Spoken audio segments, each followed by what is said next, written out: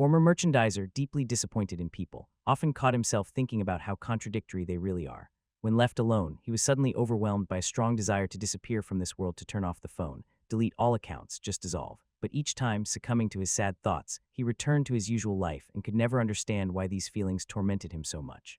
For a long time, people and their words and actions taught him to be afraid, as if he were shackled in chains with no way out. But one day luck smiled. He won the lottery and got a chance to break out of that circle. He quit his job, moved to a quiet town in Hokkaido, and started farming, and then it seemed to him that this was the only right step, suggested by time itself. He swore loudly when he realized he was in another world, as if in a game. Unfamiliar landscapes, strange architecture, and bizarre creatures around confused him even more. Suddenly turning around, he shouted, asking what kind of place this was.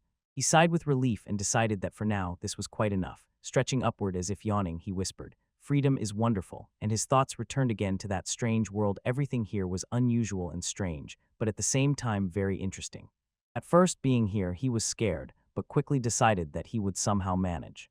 Fortunately, during this frantic hustle, he was also transported along with the chicken coop and the tool shed. The chicken's eggs turned out to be completely edible, and the tools were perfect for gathering wild edible plants, so he realized that he would not have to starve anytime soon.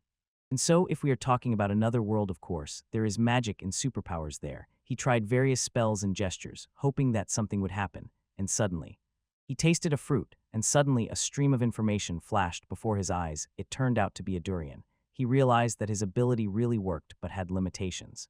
He could analyze in detail only what he was about to eat, and thinking about whether to cook this fruit with the magical herb virgin, he became interested in whether something useful would come out of it. Seeing a monster, he immediately began luring it into a pre-prepared trap, retreating backward and shouting loudly to attract the creature's attention and make it follow him. As soon as the monster fell into the trap, the hero joyfully exclaimed that everything had worked out. The hero was glad that the trap worked, opened the character menu, and saw that he had leveled up from 2 to 3. When he first leveled up from 1 to 2, he was very scared seeing the status window, but now it no longer surprised him. Still, looking at the new level, he was a little disappointed. The third seemed too weak to him. Every time he defeated monsters, he could evaluate them. A message flashed in the status window, "Inhuman creature living throughout Lancaster," and the hero wondered whether it was a goblin or if that was the name of the whole area. Examining the loot, he decided to take only the equipment, but knew well that he needed to pick up everything useful because his survival depended on it. The hero approached his workplace and immediately took up the collected stones and healing herbs first. He took a fire stone, a bearer of fire, and a femtostone, intended for grinding. When he crushed both and mixed them thoroughly, he got an abrasive mixture with flame, and if he polished the goblin dagger with it, it became a fiery dagger. The hero realized that with the help of a special material, new properties could be added to any weapon, so he began collecting as many useful resources as possible and next decided to work on herbs.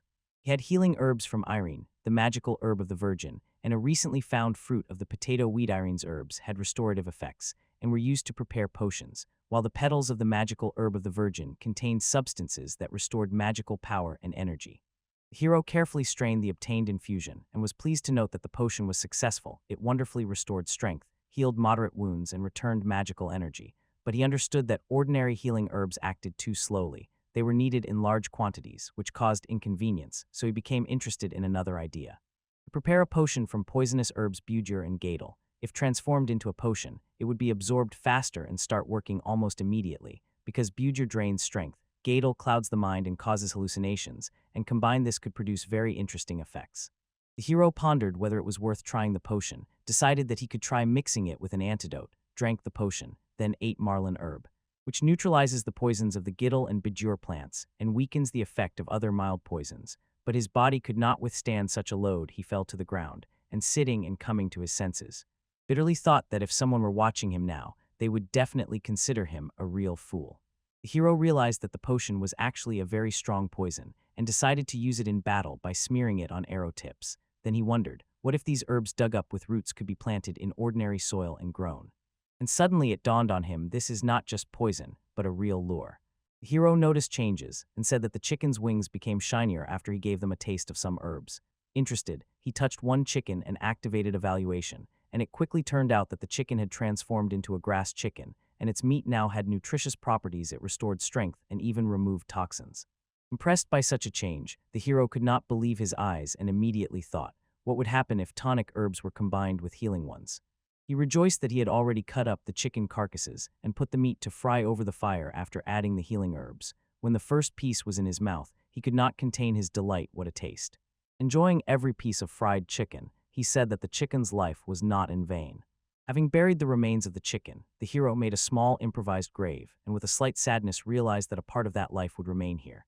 Then he took a deep breath, gathered his thoughts, and reminded himself that he needed to go to the city and sell everything he had made, because many things he, like an ordinary Japanese, could not create himself. He needed to earn money to buy them. Estimating the journey, he decided that there and back would take 3 hours. It was quite a distance, but this did not stop him, and he was full of determination to reach the city. He muttered tiredly, barely moving his legs. He was not used to walking so much. They felt like wood. Seeing an old man with a horse, he wondered if it was possible to buy a horse in the city. Reaching the city gates, the hero approached the guard and confidently said that he was a merchant. The guard replied something, but the hero only blinked. He still did not understand anything. Showing the guard his potions and herbs, the hero made it clear that he was a trader. He was calmly let through without even being asked anything. He did not yet know the local language, but did not see much need for it, thinking that learning a few words sell, buy, thank you, simple greetings and numbers would be enough for trading, and with this confident mood he set off into the very heart of the city. In this city there was a so-called adventurers guild, which the hero joined quite by accident. Inside hung a board with announcements. Nearby was a cashier where one could learn everything about rewards and achievements, and entering inside, the hero immediately headed to the announcement board and began carefully examining the tasks posted there. The main hero mostly caught long-toothed sea bass, so he faced a choice, to give up or find allies and fight together. Moreover, he did not understand the local language at all, which only complicated matters, and when he left the Adventurers Guild, he suddenly heard someone calling him. 2 people addressed him. One was a small trader, and the other was Margot, who sold weapons and armor. In the city, people like them were especially cared for. The hero greeted them, then took out and showed a fire dagger. The weapons trader immediately became interested, opened his eyes wide, and loudly exclaimed that he would buy this dagger, and the hero immediately understood that weapons with unique properties were highly valued here. The hero decided to sell the fire dagger to Margot because of this. The merchant's wife became angry with him, and a look of hostility appeared in her eyes, but this did not affect him at all, because he could create more such daggers. Margot wanted to say something, and the hero, understanding the general sense of the conversation, realized that he was being asked if he wanted to move to the city, to which he replied clearly. He refused, not wishing to change his solitary life. Again, thoughts crept up on him to abandon everything, as in his past life. He never knew when such a desire would appear. He got along poorly with people, and even after moving, this did not change. However, now he already had enough gold coins to buy a horse, and he tried to make this clear by writing with chalk on a small board. It seemed the local language here was called Lancaster. If you use the skill appraisal on a Japanese sentence, it immediately appears in Lancaster. The translation took some time, but at least it was possible to communicate in writing. The merchant Sarasa showed she was ready to help with buying a horse, and the hero decided to rely on her. She went somewhere, leaving him a bit surprised, but he decided to wait, thinking it would be better that way. Lady Sarasa quickly returned, leading a horse, and this greatly surprised the hero. He handed her the gold coins, took the horse, and rejoiced now returning home would be much easier. When all business in the city was completed, the hero said goodbye to the merchant Margot and Lady Sarasa, and then set off back. Margot and Sarasa had followed the hero from the very beginning even to his land, and he really did not like it. When he bought the horse, a stable instantly appeared with it, which the girls immediately built for him, and they also offered to build a forge, and this completely confused him. The hero thanked them and seemed to freeze, bewildered, trying to understand what was happening. He refused city life, fearing the same sudden desires that once haunted him. Closing himself off, he involuntarily distanced himself from other people, but Margot and Sarasa, despite everything, cautiously approached him, as if not wanting to leave him alone.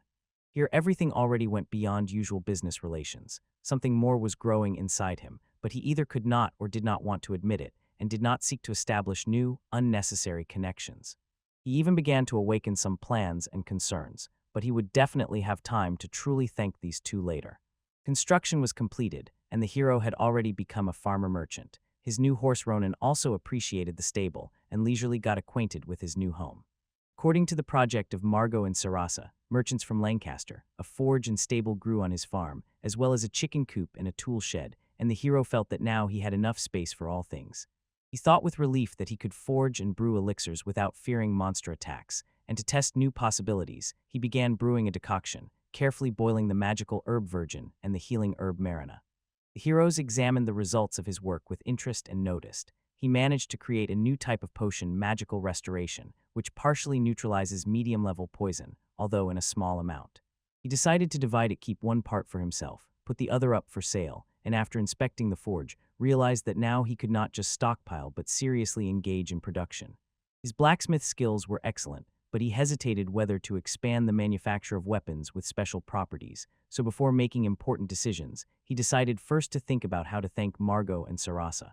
The hero pondered how to thank Margot and Sarasa. He did not know exactly what to do, treat them to something tasty or arrange a dinner. He even had salt, maybe share it. He remembered the shops in Rastas City. They mainly sold long-lasting supplies like dried meat or hard bread, and fresh products would definitely please everyone more. He decided that leafy plants could be used as spices, meat divided among 3, and considering the chicken as well for a full dinner at least 2 were needed. But if more chicken was eaten, there would be fewer eggs, and they were not only nutritious but also helped restore strength and even cleanse the body. Although the hero was a farmer and not particularly fond of hunting, he sometimes thought of catching some game, at least a rabbit. He calculated that he could manage, noticed that one of his traps had worked, and quickly went to see, and in the trap was not an ordinary beast but a real monster resembling a wolf, and this was very timely. Having leveled up, the hero asked himself, isn't it cheating if you can raise your level this way? At first, he used the appraisal skill and found out that before him was a wolf monster roaming all over Lancaster, and he thought this creature could make good food. The hero survived only thanks to a skillful disassembly at the guild because he lacked experience in processing a wolf. Now all that remained was to wait, and to avoid boredom, he approached the notice board and browsed quests until one announcement caught his eye. Chicken, no, this was a task for taming, but who is this cockatrice?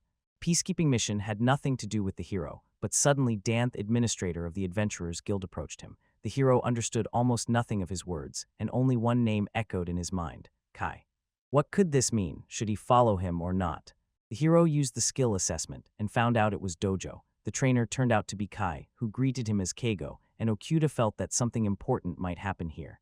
After the greeting, he wondered if he could learn combat skills here, as he had long wanted to master self-defense techniques.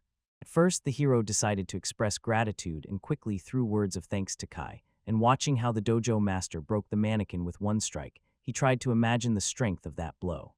Leader Kai extended the wooden sword, inviting the hero to try it. The hero took the weapon, assumed a fighting stance, and the sword in his hands suddenly lit up. After that, he struck the mannequin. The hero acquired a new skill strike. Thanking Kai, he left the dojo and noticed a sign, which he decided to translate. It said that because many adventurers had died from monster attacks, the martial arts master Kai teaches beginners combat techniques for free. Master Kai's strike stunned the hero. Such power overwhelmed him, and he realized that these techniques could truly help a lot if practiced well. Grateful to fate that visiting the dojo opened him the opportunity to gain skills not only for appraising items, he gathered ingredients to thank Margot and Sarasa, and set off home. On the way home, the hero noticed a stone statue of a goblin, and when his gaze froze on the cockatrice, he realized it could be dangerous, so he signaled the horse to speed up. Running into the shed, he hugged the chicken to himself, sat down by the door, and trembling with fear, cried. As soon as he heard a knock, he flinched, but then thought, what if it's a person? The hero timidly opened the door and, seeing a pile of Sarasu in front of him, pressed her tightly to himself, not holding back tears. From relief, he cried even harder. The merchant's wife, hearing his sobs, asked again if he was scared of something, but he just kept crying until he noticed Margot and another unfamiliar man nearby. Gradually calmed down because he felt embarrassed. He did not want to look so pitiful in front of someone he was seeing for the first time. Margot suddenly remembered the basilisk, and the hero instantly recalled the task. He wondered if Margot, Sarasa, and that stranger who looked like an adventurer would go to tame this creature. Gradually calming down, he decided to simply trust them. The hero did not know what was happening around, but felt he could help prepared and delivered weapons and medicines he had gathered in advance. Having handed over everything necessary, the hero held his breath and watched as Sarissa showed a drawing with a plan on how to calm the basilisk and explained what they would do next.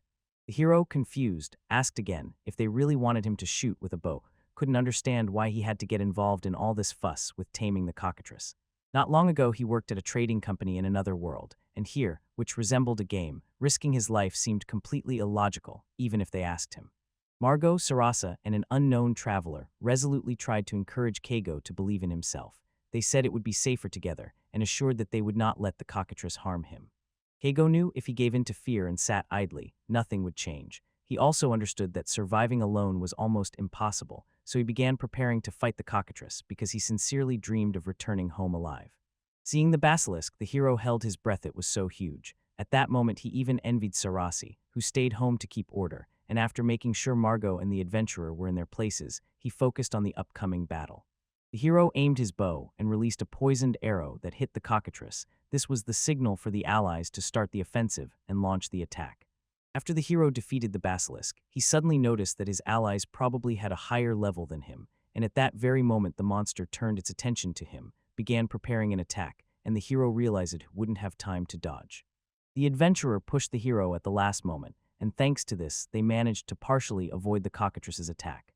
After the basilisk attack, the hero felt his body gradually turning to stone. At that moment, Margot, shielding the adventurer and Kikaku, loudly reminded them of the antidote. So realizing immediate action was needed, the hero pulled out the vial, gave it to the adventurer, and hurriedly drank his own. Margot pressed cockatrice's snout to the ground, and the hero realized that without a double counterattack he couldn't manage. Although he had little strength, there was still a chance. If he attacked simultaneously with the adventuress and used the strike skill, they could win, so gathering all his courage he grabbed his weapon, calmed down and focused it in. Together with his companion they struck simultaneously, putting all their strength into it. After the joint attack, their strike hit the target exactly. Cockatrice screamed loudly for the last time and fell, completely exhausted. The hero and the adventurer, breathing heavily, realized the battle was over and Cockatrice was finally defeated. Jigo Akuta was promoted to a higher level, and he stood stunned. He could not believe that their squad had really defeated the Cockatrices. As the truth began to sink in, another adventurer approached and introduced himself, and although Jigo did not catch everything from the conversation, the name Juno was etched in his memory, and upon coming to his senses, he sincerely thanked both Juno and Margot for their help in the battle. The hero pondered. Although the allies were weak individually, together they overcame the enemy. He saw that one of the arrows, possibly even his own, turned out to be more fragile than it seemed at first, and he wondered if he was lucky this time. But the worst tormenting him were not these thoughts, but those secret impulses inside that urged him to end everything once and for all. To celebrate the victory over the strongest basilisk, they arranged a small feast, and as a sign of gratitude, Keigo treated Margot, Sarasa, and Juno. This time he seasoned the meat with garlic and salt, although it was tasty even without spices, and offered everyone to eat as much as they wanted and not to rush anywhere, simply enjoying the dinner. He believed that delicious food could convey different emotions, so he brought more drinks to keep the celebration pleasant, and deep in his soul, he sincerely thanked Juno for helping to tame the Cockatrice and Sarasa, and Margot for the stable and forge, which became a great support for him. During dinner, they noticed blue wolves sneaking up to the camp. The hero counted 3 predators and decided that they were attracted by the smell of freshly cooked food. The hero thought with surprise that the appearance of such strong monsters because of the smell of food was a real surprise, and immediately added, "If these creatures do not show aggression, then there is no point in attacking them." Keigo's companions had already caught his intention and indifferently ignored the blue wolves, calmly continuing to eat. The hero noticed Sarasa looking at him cheerfully and mentally asked her not to laugh so loudly. He decided to keep his distance and not make unnecessary enemies. After all the hardships he had endured, he did not want to become someone's easy prey again. In this world, the main thing is not just to defeat enemies, but to be able to survive, so he avoided any risks. After sending his companions back to the city, the hero began cleaning up after the meal. He was sure that he had thanked Margot, Sarasa, and Juno and trained a little more, and when he looked at the field where the blue wolves had recently been, he decided to prepare in case they approached his territory. The hero dug pits, made a trap nest from them, carefully placed bunches of poisonous herbs on top, and hid, waiting for the blue wolves to return. Keigo decided to make a cable alarm around his house, himself to hear, in advance, if the blue wolves suddenly wanted to visit him. He went to set a tiger trap that he bought at the guild and set it. When the traps were ready, he felt that now he had a better chance to survive and be safe. Although Keigo lived on the outskirts, he put up a warning sign so that others would see. People live here and they can be dangerous. He had already done everything on the street, only the tools remained to be put away, and although he planned to fix the hut, he first decided to make a shield. Keigo sighed with relief. The finished cleaning reminded him of any boring task. Once you start, it's hard to stop. He noticed that the boards had completely disappeared, but this did not surprise him, because today he had crafted many different things from them. His little house was small, more like a chicken coop, but now it was his own home, made with his own hands. Finally, dinner was brought, and Keigo prepared a steak from the meat of a blue wolf, seasoned with the healing herbs of Erino and a pinch of salt. For this dish he chose a Milanese fruit liqueur, which went perfectly with meat dishes, and although the dinner resembled lunch, it still tasted very delicious. The siren wailed and Kiko immediately wondered could these be the same wolves he had seen during the day. Frightened, he grabbed his weapon and cautiously stepped out of the hut, sincerely hoping that these were just people who needed something, and not those predators. Kigo stepped out of the hut and saw that a blue wolf had been caught in one of the traps. His hope instantly faded. These were not people, and realizing that he first needed to deal with the wolf, Kigo drew his bow and shot an arrow straight at the animal struggling in the trap. There were still 2 wolves left, and Kiko cautiously looked around. Surprisingly, he did not notice other pack members nearby. This made him wary because wolves could not just disappear, so he stared into the darkness, catching the slightest movement, knowing that predators could be hiding nearby and preparing to attack. Suddenly, the wolves pounced on him from both sides. Kano barely managed to react. His heart raced wildly, his body tensed, ready to defend, and he realized, if he did not handle the attack, he would get into real trouble. The hero thrust his sword into one wolf with a single jerk, and with the other hand, pushed another directly into the trap with his shield. Pulling the sword out of the fallen wolf, the hero felt adrenaline tearing him apart. Inside, the fear disappeared, although everything around was still eerie, and now only one wolf remained. The hero shouted a command to attack sharply, used the skill strike, and with one powerful blow knocked down the last blue wolf. Keigo, feeling his level jump after the victory over the wolves, lay down on the grass and froze. Looking at the sky, death was so close that he even thought about writing a death note. Seriously, no matter how much power one has in this world, it is always not enough. Hearing a rustle, Keigo instantly jumped up and prepared for battle, but suddenly noticed something that immediately caught his attention. A small puppy, which was with the others, froze for a moment in sadness upon seeing the body of its mother, but as soon as it noticed the hero, it instantly came to life and began happily running around him as if nothing had happened. The hero understood that the wolves would kill him. Their attack was inevitable, but only one wolf cub remained from the whole pack, which he held in his arms. Looking at the puppy, the hero felt that he could not kill it. He honored the fallen she-wolf and decided to take care of the little one, then, exhausted, returned to the hut. With a heavy heart and weary, he lay down, tightly hugged the puppy, and immediately fell asleep. Sarasa noticed the puppy and immediately rushed to hug it. The hero quickly warned that the wolf cub was not for sale, but it was clear she really liked the little one. Skinning 3 wolves turned out to be not easy, so he asked Sarasa and Juno for help and used the appraisal skill on the blue wolf's fang, learning that it could be used to improve weapons. The hero sold everything that remained from the wolves. Although they wanted to eat him, he still managed to make money from it. Upon waking, he applied his appraisal skill to the puppy. It turned out to be a rare species of ash-colored wolves, and its fur was completely different from ordinary ones. The hero hoped if the wolf cub grew up among people, maybe it would not attack them, but he knew that if the beast, once grown, harmed people, he himself would have to answer, possibly even kill it. He feared that upon learning how its parents died, the wolf cub would awaken a thirst for revenge. The laws of this world are ruthless. The strong devour the weak, but he decided to do everything to raise it differently. The hero decided to sew himself a cloak from the fur of an ash wolf. He really liked this color, and he even hoped that the wolf cub would recognize him by the scent of the fur as its own. After leading his companions back to the city, he stayed alone with the puppy and began thinking about what to name it. The hero named him Ash. This puppy became for him the first living being in this new, strange world that he could call his family, and this realization weighed heavily on him.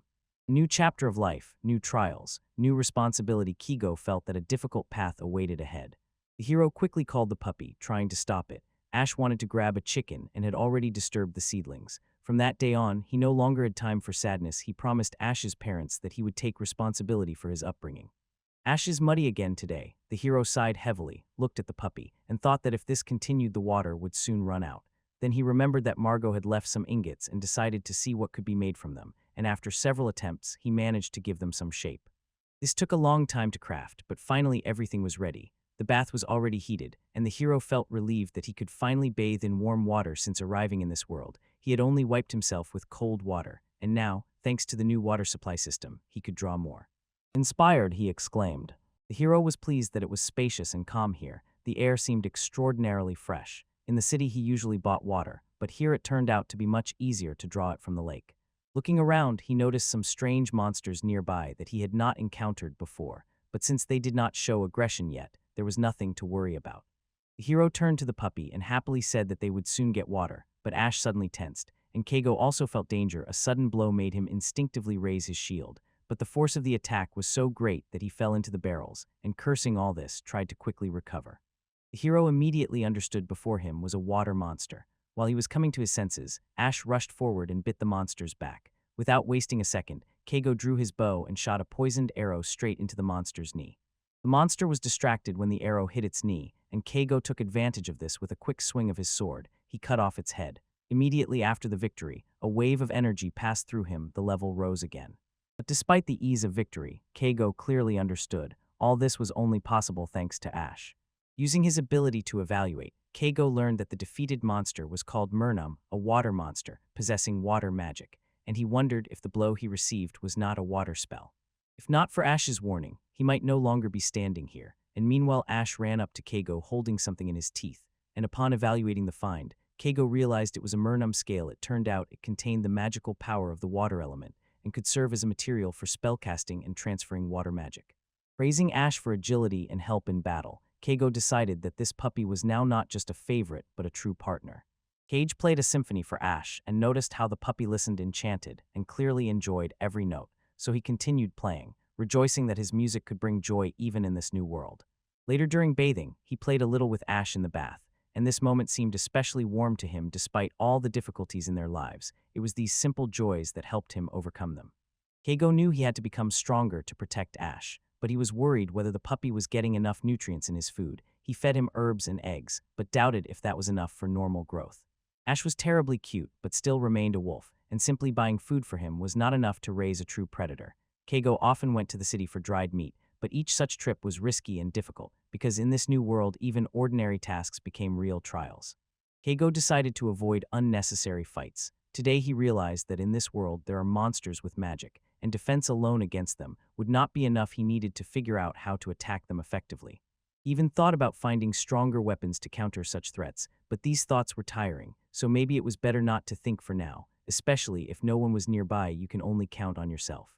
Keigo perceived meeting Ash as destiny, and wanted to believe in it with all his might. Deep down, he was sure he could protect the puppy and live peacefully despite all the difficulties of this world.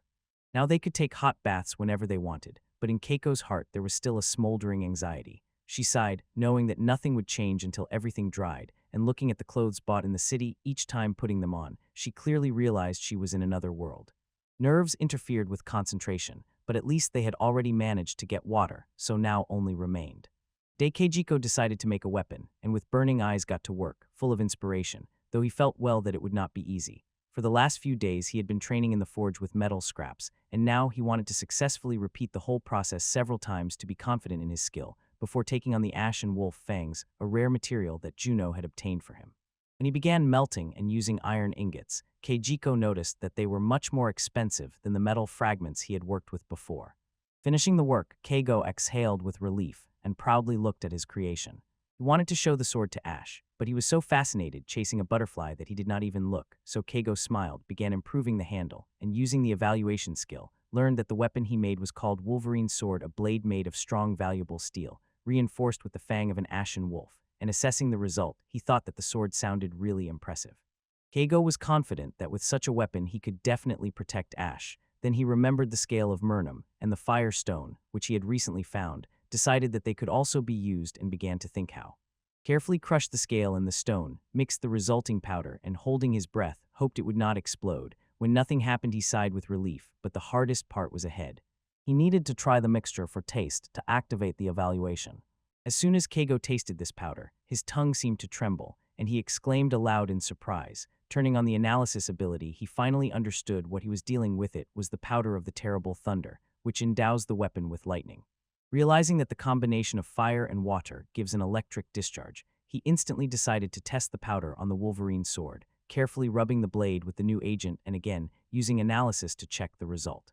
The hero carefully examined the result of his work. The Thunder Wolverine sword was forged from solid, strong iron, reinforced with the fang of an ashy wolf and charged with lightning energy, and looking at it, he felt pride as if he had created a real miracle. Only the handle remained to be wrapped with insulating material so that the sword could be held with bare hands. After finishing preparations, the hero looked at the weapon with satisfaction, addressed Ashen and said that the new weapon was finally ready, but glancing at the wolf cub, he saw that it was already sound asleep, not waiting for the work to end. The hero considered the idea of magic, but realized that first he needed to strengthen defense and hone shooting skills, and experienced mentors helped him with this. After all, deciding to protect Ash as a father and partner, he had to constantly become better at defending himself, especially since relying only on shooting was risky. Poison could run out someday, so he decided to train with Master Kai to master the basics of effective defense in battle. The hero asked if he could keep the bow. Hearing permission, he sincerely thanked. Kai drew the bowstring, aimed at the mannequin, and released an arrow. It glowed before the flight. Keigo stopped stunned. Seeing how strong his teacher was, he knew Kai was talented, but did not expect such mastery. I called him and offered to try the technique. Kei answered, yes, focused and tried to repeat the teacher's movements as accurately as possible. Gathering all his attention, he activated the ability and loudly shouted the command. The system reported that he acquired the skill of charged arrow. The shot was successful, but Keigo felt that much training was still needed to master this technique perfectly. Kai addressed Kaga and said that it was time to train defense, emphasizing, this requires not only strength but also courage to go into battle. Kaga understood the importance and, ready to accept the challenge, rushed forward without hesitation, but the blow was much more powerful than he expected. His attack hit Kai's defense, and Keiko froze in surprise. It looked as if it was as strong as steel. Inspired by this, Kaga prepared for a counterattack and activated his ability Strength to check how much his own defense would withstand next time. After the blow, Keigo could not stay on his feet and fell on his back, but even through the burning pain, he suddenly felt that he understood something new. He mastered the endurance skill. Only training further remained to become even better, and thanking the teacher, Keigo went shopping with new confidence, deciding that now he would definitely succeed. Keiko felt that today he had learned a lot of new things, but with every minute the fatigue only increased. He knew, to become stronger, he needed to train even more. At that moment, Sarasa called him and handed over the cloak he had ordered, and as always, her work was impeccable and the quality was the highest, thought Keiko, looking at Ash. Why was this cloak so important for the wolf cub? Suddenly he realized the cloak reminded him of his parents, so it needed to be kept safe. Thanking Sarasa, Keiko decided to take care of the cloak as best as possible.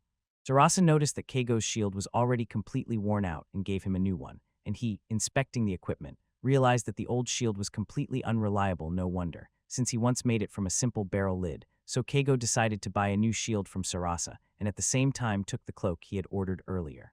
Kagome saw with what tenderness Sarasa held Ash, and involuntarily thought how nice it would be to be in her arms, even a little envied his own wolf cub. But as if sensing the owner's mood, Ash jumped out of Sarasa's arms and ran to Kagome. Kagome smiled, tightly hugged the puppy to himself, and they set off home together. Keigo tried on the cloak again and was convinced it really looked cool, noticed a place for a flask in the inner pocket, and remembered a bit of mornum scale dust, after which he wondered whether to add another element to the armor. After conducting a small experiment, he finished the enchantment and saw how the fabric glowed with a soft light, checked the result with the recognition skill, and made sure everything succeeded. Ashen wolf cloak, fire resistance, because thanks to the water element enchantment, the cloak now protected against fire. Enchanting his armor with the water element, Keigo felt that it better protected against fire. He knew it was better to have at least some advantage than to be completely defenseless, so after some thought he decided to enchant the shield as well, which opened new possibilities before him. Looking at Ash, Keigo firmly promised himself that he would definitely protect him, because so much had happened in the last few days that he realized, without a partner, he was still too weak. During archery training, Keigo felt that it had already become a habit for him, but suddenly Ash started making noise, and Keigo was distracted. Turning around, he saw a group of people in strange clothing. Among the people, Keigo immediately noticed Margot and Juno. It was clear that they were very dissatisfied, and this made him wary. Looking at the man on the horse leading the group, Keigo instantly understood that he was an aristocrat among adventurers, but still could not comprehend why such a person needed him specifically. Keigo, knowing he was guilty, still felt relief his relatives were unharmed. Bowing over the grave, he quietly whispered a few words, laid a flower, and bowing his head, immersed himself in prayer. Some time ago, Keigo asked again with distrust whether they would go together into the forest dungeon, but he immediately refused, saying, I am an ordinary villager near the city, and I am not going to risk my life. Besides, won't an aristocrat with such a number of soldiers handle a few monsters on his own? Margot smiled and squeezed his face as if to say that he also did not like the idea, but despite everything, he simply could not refuse. Keigo realized that he would probably have to supply the team with potions. From the conversation, he remembered the nobleman's name Baron, and began to wonder whether the monsters in the dungeon were really stronger than usual, or if he could be useful at all in this expedition. Usually he did not go far into the forest, but since he had to, he decided to gather more herbs for his research, but very quickly noticed something strange. Everything seemed unnatural, like a setup or a movie scene, and Keigo even wondered if it reminded him of some film. Dog-like monsters used magic, wounded and killed several mercenaries. What was happening looked unreal. Meanwhile, the nobleman and his retinue sat in a safe place and only gave orders, as if they had no intention of intervening. They did not care what would happen to the mercenaries. The hero covered part of the mercenaries with his shield, saving them from a blow, and at that moment he was again overwhelmed by the familiar fatigue from inequality that had haunted him in the past world, and he paused for a moment. In the heat of battle, nothing could be changed now. The hero activated the endurance skill. His shield instantly became stronger, and moving towards the monsters, he loudly shouted to the mercenaries to run. Soon he noticed that the monsters began to slow down, and realizing that this was their chance to escape, he shouted again to run immediately. Turning around, he rushed away, and the surviving mercenaries followed. When Keigo defeated one of the monsters, he felt his level rise, looked at the enemy lying on the ground, and instantly understood who he was dealing with. Before him was a hellhound, a large and agile creature that breathes fire, but after its fiery attack, it became noticeably more vulnerable. Margot, who was watching all this, grimly said that going to such a place was true suicide, and at that moment, Keigo noticed an aristocrat approaching them, shouting irritably, to which the hero ironically remarked that he had indeed returned. The nobleman was angry with them because of the escape. To calm his anger a little, it was best to apologize and give part of the earned money. After that, the nobleman calmed down and left. Keigo realized that in this world, besides monsters, there were other no less dangerous enemies, namely the nobles. Standing over the graves of the fallen mercenaries, Keigo felt that their death affected only a few. Perhaps if he had to rely on this nobleman, he would not be sad. He was increasingly drawn to the city. This thought had already been spinning in his head before. Wherever he went in the city or beyond its borders, there could always be a threat of encountering a monster that considered itself an aristocrat, and the fear for his life never left him. Therefore, he decided to choose peace instead of illusory safety, never sought to communicate with people from the start, and knew well that he looked like an oddball, but now he didn't care what others thought of him. Margot approached him, extended a small pouch with gold coins, lowered her head, and asked for forgiveness. Keigo simply waved off Juno and Margot, indicating that no apology was needed, turned away, said a brief goodbye, and did not take the gold. All he wanted then was to be alone and return home as soon as possible, where Ash was waiting for him. As he walked to the cart, he suddenly felt incredible fatigue, took out the herbs he had gathered earlier, and hoping to refresh himself, bit a few leaves. But as soon as he did, his body sharply weakened, getting worse by the second, and in a moment he could no longer move his arms or legs. Realizing with surprise that he was completely paralyzed, he did not expect such a turn of events at all. Keigo woke up and found himself in an unfamiliar place, and Ash was comfortably sleeping on his chest. He shouted loudly in surprise, trying to understand where he was, and immediately noticed Juno, Margot, and Sarasa nearby, who calmly explained that the herbs he had eaten were poisonous, so he had fainted. Realizing his mistake, Keigo instantly apologized to Juno and Margot because they were barely standing on their feet and had to carry him after he lost consciousness. Keigo slept for about 6 hours, and during that time Juno, Margot, and Sarasa took care of Ash and Renant. He again realized that he was causing problems for those around him, and after thanking Sarasa for the tea in bed, he smiled warmly and said that they were all extraordinarily kind people. Sarasa, who lived in San Diego, was surprised to realize that he had been in a hotel all this time. He sincerely thanked his friends for their care and decided to repay them, and sitting in his cart on the way home, he pondered how he would now avoid the forest. After the last encounter, it became clear. The monsters from the forest, especially the hellhounds, were enraged, and Kaga still did not know when he would dare to meet them again, but he felt that the moment would inevitably come. Keigo picked up the herb he had eaten earlier, and, using his identification skill, decided to examine it. The results showed that it was a green pain-relieving herb with a strong effect. There was no antidote for it, and Keigo thought that such a name fully corresponded to its properties. Kag stunned the prey with a calming potion, but did not cut it until the poison completely left the body. He tied the carcass to a tree branch and noticed a goblin nearby, thought it would not hurt to practice a bit and prepare for battle, so he decided to take the chance. He sat on the ground, activated the outpost skill before each strike, and drank a recovery potion, while the goblin gradually grew tired and weakened.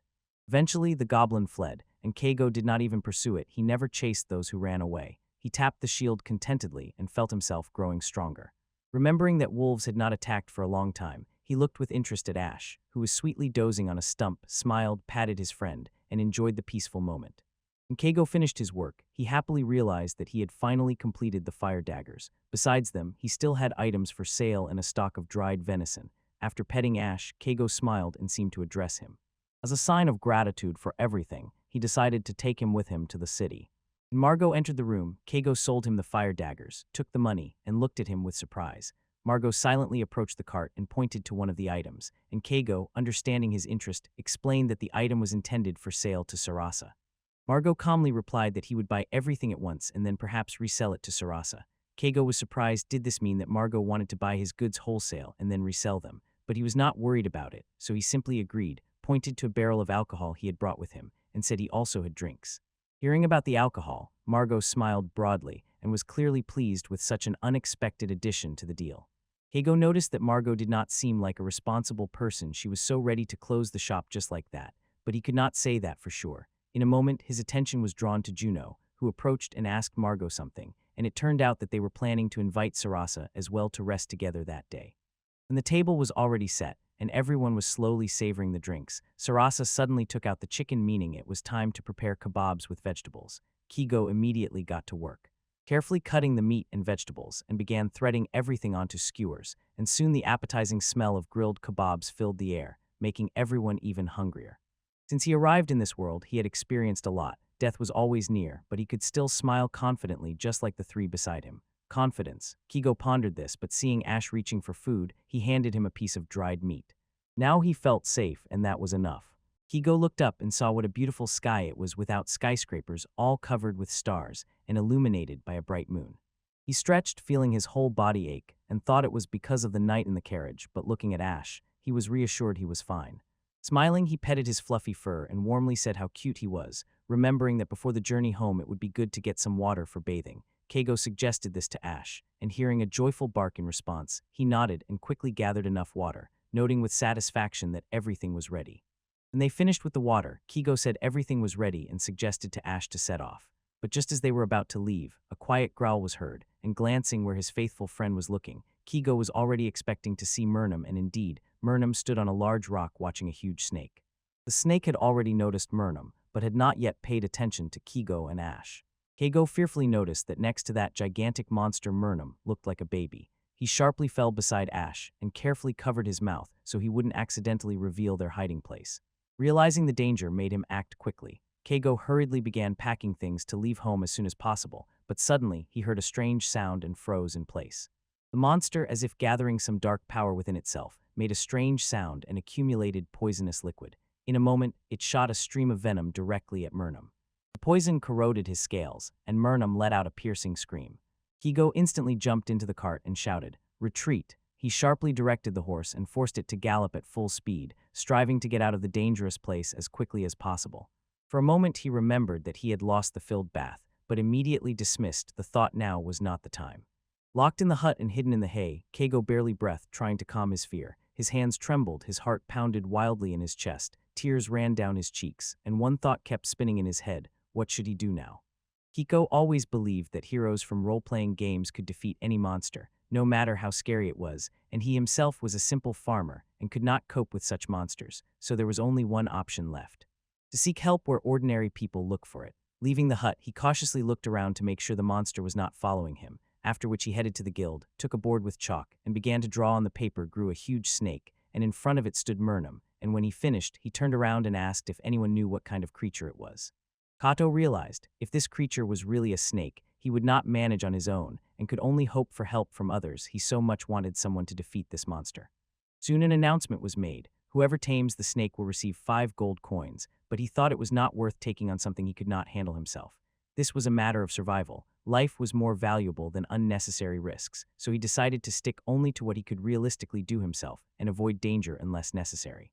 After a few days, Keigo got tired. Digging a ditch turned out to be incredibly exhausting, but he calmed himself with the thought that even a small step forward is better than doing nothing, and he was lucky.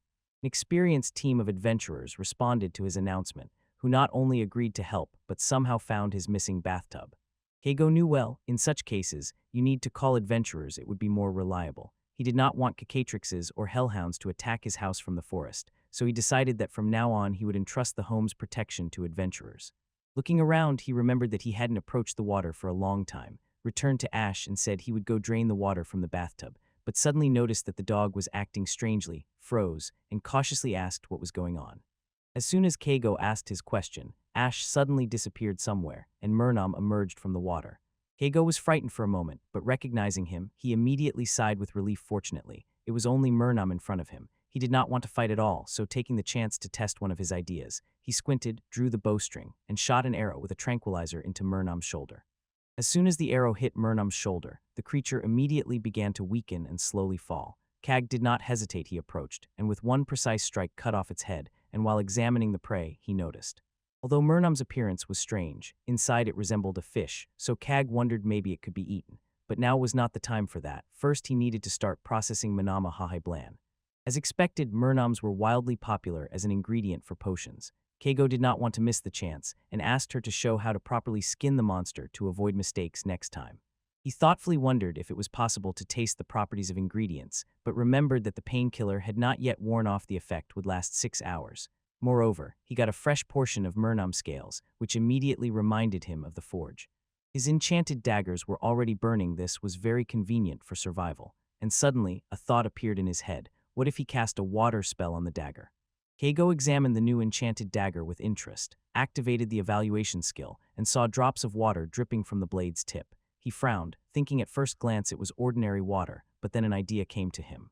If you stick the dagger into a bottle, you can collect clean drinking water, and this property seemed very useful in everyday life, even if it would hardly help in battle. Kiko wondered how long it would take to fill an ordinary barrel. After all, fields need watering and livestock need drinking. He knew a lot of water was needed, but now he had a new source. Thinking it was worth making a few more such daggers both for sale and for himself, he immediately came up with a plan of action.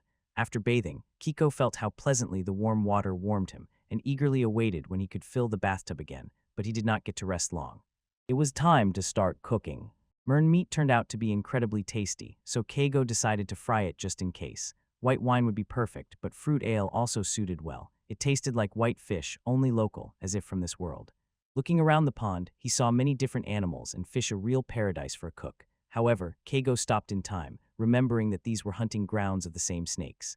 If you want to survive, it's better to stay away from such places. Keigo sighed, arguing with himself again, but that did not matter. The main thing was to earn some money to make a new order at the Adventurers Guild if needed. He turned to Ash and suggested going to the city the next day to sell new daggers, because he was especially interested in the water dagger that could release water, a very convenient thing in everyday life. Keigo decided to give 2 daggers each to Sarasa and Margot, but as soon as he said this, Margot shouted that he wanted all 4, and a quarrel began between him and Sarasa, each trying to convince Keigo to give the daggers to him.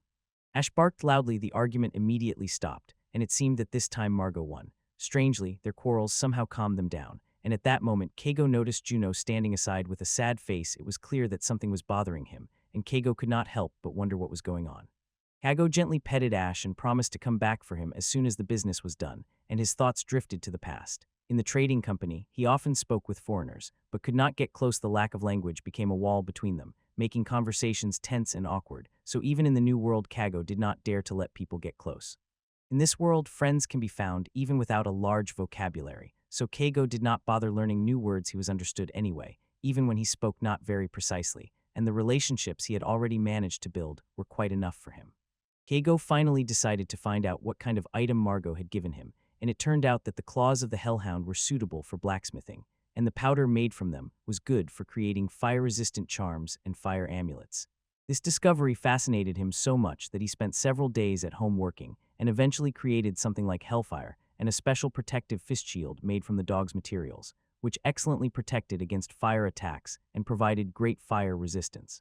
Keigo enchanted his fire shield and reinforced it with metal, thinking that now he could fend off the hellhound, then decided to test the new sword. He swung it, and a small fiery vortex rose, whose strike completely destroyed the chair on which he was testing it. Looking at the aftermath, Keigo finally realized what a dangerous weapon it was, and at that moment Ash suddenly barked loudly. Keigo became alert and noticed that his prey had fallen into a trap. If not for the faithful dog, he would not have noticed it. Keigo noticed that recently animals were increasingly falling into traps with paralyzing poison, so he decided to set aside the rabbit and took up the meat of deer and boar. They needed to be prepared immediately. Out of the corner of his eye, he saw that the bathtub was almost full and realized that today he definitely deserved a hot bath to finally rest. And later, while eating the prepared deer meat, he could not help but note how tasty it was. Keigo felt that he was finally living carefree. He cut some venison and served it to Eshu, warmly watching him eat with pleasure. In his past life, he often dreamed of becoming a farmer and living peacefully, and now it seemed possible if not for the danger from the nobility and monsters. Simple happiness and a cozy home seemed ideal, but these thoughts were interrupted by a glance at Margot and Juno approaching, and Kiko wondered if they had been hunting today, because monsters had been getting stronger lately. Kiko thought that this time he probably would not be taken anywhere, but looking at Margot and Juno, he realized they were going anyway, so stopping Juno, he gave them some herbs. They would be more useful to friends now, and Juno thanked him with a grateful nod. Keigo noticed that Margot did not go with Juno and glanced thoughtfully, but before he could ask anything, she silently began to undress and took the bathtub. Keigo only sighed. His plans to bathe with Ash would have to be postponed, so he decided not to make a problem out of it, and then his attention was drawn to a pile of ingredients that Margot had brought, and to his surprise, she announced that she was giving them all away. Keigo suspected that this was an attempt to buy off, so she could do whatever she wanted in his house, but the ingredients were valuable, so after a moment of silence, he thanked her, and she just nodded well. If so, he would take everything. It was only for the best. Keigo told Margot that he was going to gather herbs, and Margot went with him without hesitation because it felt somehow calmer nearby. While they were looking for herbs, Margot suddenly stopped and pointed to the side. Keigo looked there and saw a group of unknown monsters. Margot shouted for Keigo to shoot them with the bow, and Keigo briefly replied that he understood. He had never encountered such creatures before, but Margot looked calm, as if he had already seen such monsters. After the fight with the new monsters, Keigo felt that he had become a little stronger, looked over the fallen enemies, and realized they were a cobalt warrior and a gray bear, real opponents, but he had dealt with them. Returning home, he was surprised because Margot had again taken over the bathroom and was laughing loudly, clearly enjoying the rest, and Keigo just smiled at her carefreeness and did not object. Let her rest as much as she wanted. After a successful hunt, Keigo and Margot obtained valuable ingredients from the defeated monsters. Margot decided to process the carcasses in the city, thanked him for the help, and Keigo said goodbye to his partner, but he could not help but notice how easily she had burst into his usual solitary life and turned everything upside down. Although Keigo had always loved solitude, recently he had made quite a few friends. This did not quite fit his usual lifestyle, but it did not cause discomfort either. When he worked in a trading company, he also had to communicate a lot, but now the relationship seemed warmer and more genuine, and thinking about this, he suddenly fixed his gaze on the oil lamp. Keigo often noticed that the town used oil lamps that shone thanks to demon cores obtained after defeating monsters.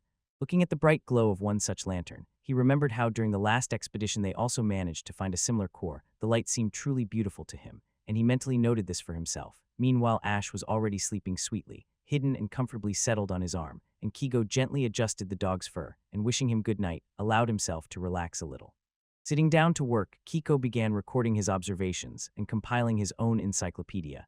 He thought that if someone did not have a guidebook about this world, they could always make one themselves, and such a book would definitely come in handy, especially to take with them to the city. Gratefully remembering Margot for all her help, he returned to his work. Life in Lancaster was slowly settling into a usual routine, but that did not mean the danger had disappeared. The threat still hung over him, reminding him that peace could be temporary. Keigo activated the endurance skill to soften Murnum's blow and push the enemy back a little, at the right moment cast Hellish Roar, but it did not affect the monster, and realizing that the sword's magic did not work, he went simpler, delivered a direct strike, which also only slightly pushed Murnum back. Keigo felled the Murnum with a single precise strike, and with each battle against these creatures, it became easier for him, because he increasingly thought about the interaction of the elements. He noticed that water attacks pierced fire-resistant armor, while fire could do nothing against water opponents. Although Keigo tried to avoid unnecessary clashes, understanding the magical properties of the world was important, so he decided to conduct a few more experiments with water element Murnums to better understand how the elements work, and at the same time replenish his supplies of valuable scales and meat. Today's catch especially pleased him. When Keigo closed the cart, he suddenly heard a strange noise, looked around and saw a snake crawling straight towards him. Realizing it was dangerous, he instantly jumped into the cart and, without hesitation, ordered the horse to run quickly forward. All the way, Ash did not stop barking at the snake, trying to scare it, and Keigo realized that it was better not to joke with such a dangerous creature, called the dog to himself to avoid unnecessary problems, and upon returning home, immediately hid in the hut and locked the door. Hiding in the hut, Keigo quietly repeated to himself that he had made a mistake. The recent victories over the Murnums had relaxed him, and he completely forgot about a much more serious danger, the snake wandering nearby. He prayed that this monster would not find his hiding place and would not appear at home, and because of these anxious thoughts and strong fear, he could not sleep for a minute all night.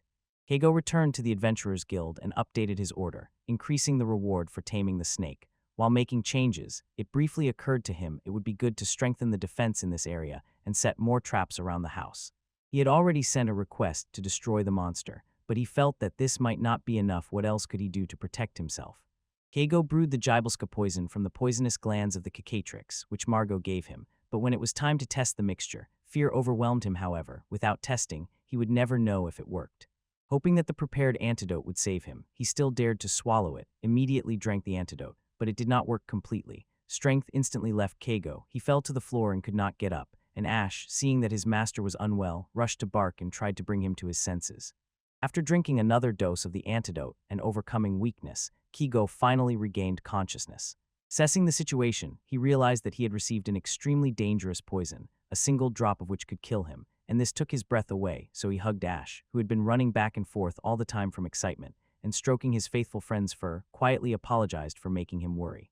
Kigo hoped so much that this poison would really scare off the snake. His voice trembled with pleading if only it worked. Although the preparation was far from ideal, he did everything he could. Set traps, invented medicine, and thought through various protection options. He ran his hand over his forehead, trying to gather his thoughts, but his head was still spinning after testing the poison. He only hoped that the snake would not appear in his home. After a sleepless night of horror, Keigo was completely exhausted. His body did not obey, but he forced himself to get up. Finally, morning came, which meant he had to take care of Ash, so he returned to the dog to feed her, but suddenly she barked loudly, and Keigo felt a chill inside. Something was wrong. Grabbing his weapon, he tensed and listened to the surrounding sounds. Fear gripped him, but Keigo realized he needed to find out what had happened. Keigo froze when he saw the snake, instantly realizing that there was almost no chance to survive. His heart pounded wildly, his legs seemed rooted to the ground, the thought of running flickered in his mind, but he understood it was useless, already said goodbye to life and was about to flee when suddenly a group of adventurers appeared before Keigo and Ash, standing between them and the snake. Without wasting time, the warriors rushed into battle. Some cast spells, others cut the snake with swords. The ground trembled from strong blows, magic flashed in the air, and the snake, hissing fiercely, lunged at the attackers. Keigo was stunned by shock and could not take his eyes off the battle unfolding before him. He understood that this was his only chance to survive, but his body did not obey. Fear froze every movement. Ash, pressing his ears to his head, growled quietly but did not leave his master. Keigo knelt on one knee, confused and holding Ash tightly. His mind was in chaos. He was trying to understand what was happening, but around him there was only battle, flashes of magic and dull blows of weapons on the dragon's scales, which confused him even more. He understood only one thing: he did not belong here. Let the real heroes handle it. But at that moment the dragon tensed. Ominous steam burst from its jaws, and it was preparing to spit poison that could corrode all living things. The man fighting hand to hand managed to raise his shield and somewhat protect himself from the dragon's poisonous attack. The venomous fumes wrapped around his defense, but the barrier withstood the blow. Without wasting time, he turned to the two mages with him and loudly called them for help. They immediately responded and began casting spells, and the dragon, as if sensing the threat, tensed its huge body again, preparing for a new attack. The mages gathered all their power in one surge, and together cast a spell that grew into a fiery tornado, which burst into the sky and completely enveloped the giant dragon. Within seconds its skin charred and crumbled to ash, and the heat was so unbearable that even Keigo, standing aside, instinctively covered his face with his hand, and when the fire died down there was no trace left of the dragon, only the scorched earth reminded of that danger. After the victory, the travelers felt they had completed the task together and did it brilliantly. Keigo, who had not yet recovered from the experience, sincerely thanked them and realized it was not in vain that he turned to the guild for help. Watching his rescuers leave, he admired their coordinated work. They fearlessly rushed into battle with the dangerous creature and together managed to defeat it.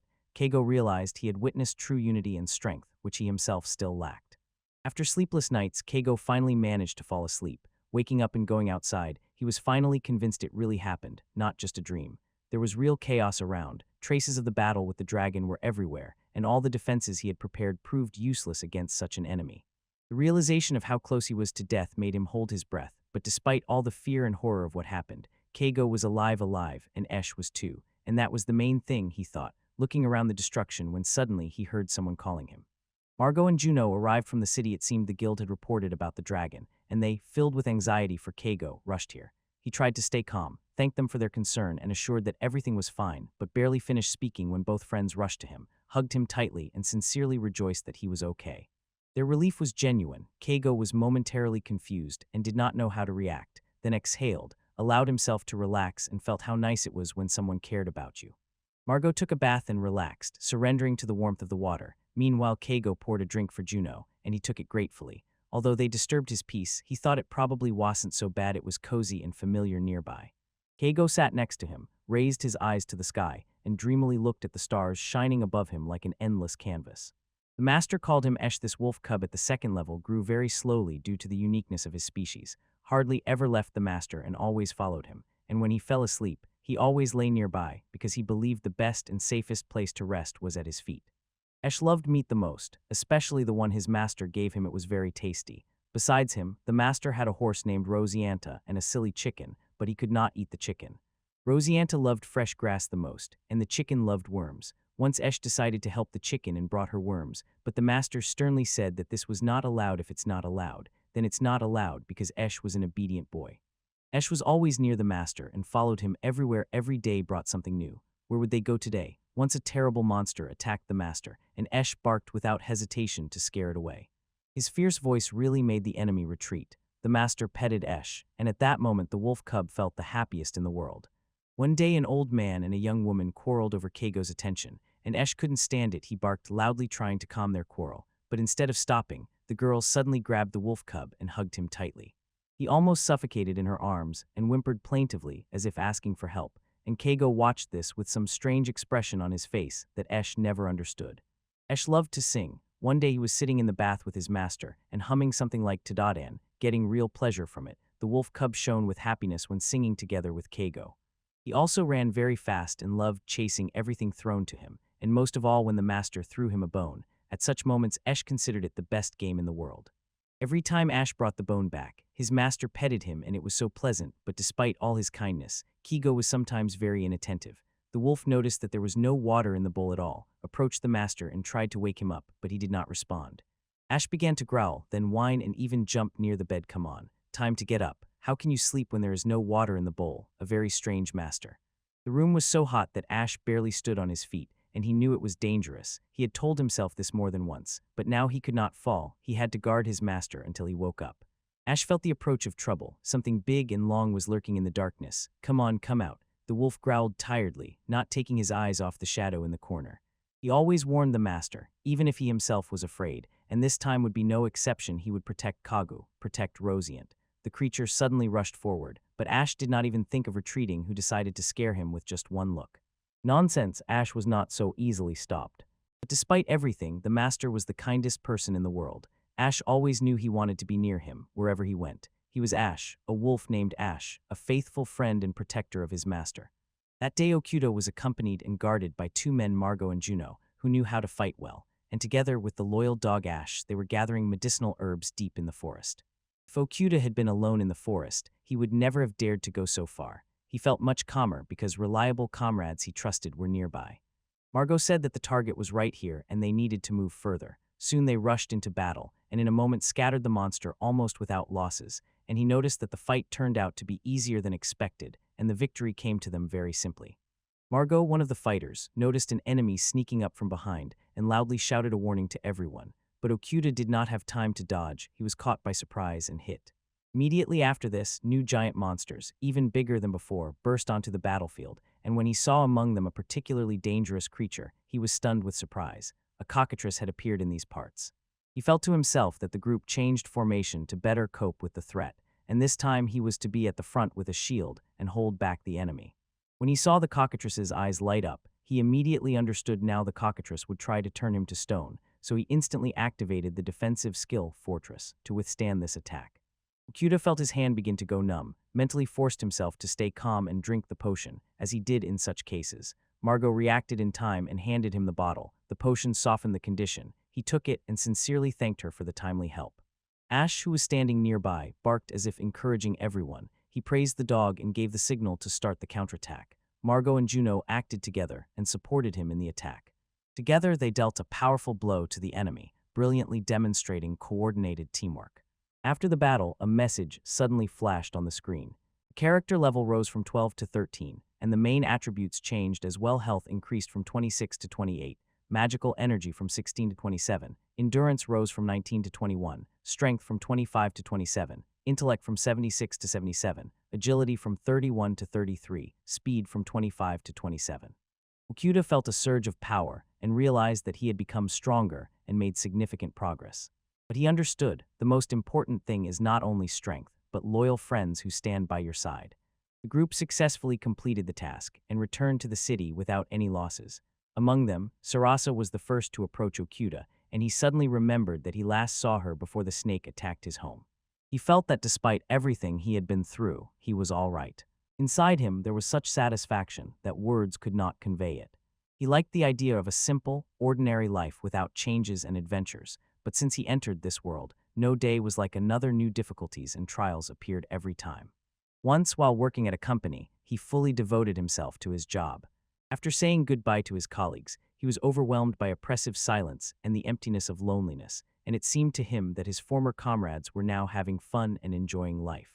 Despite his selfishness, he honestly admitted to himself that he liked a calm, measured life, but deep down he most desired true freedom.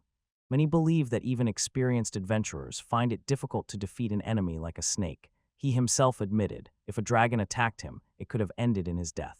That is why he decided to become stronger and survive under any circumstances. Magic seemed to him a good way to increase his chances of survival. He joked as if he had strong magic from the very beginning, although that was not true.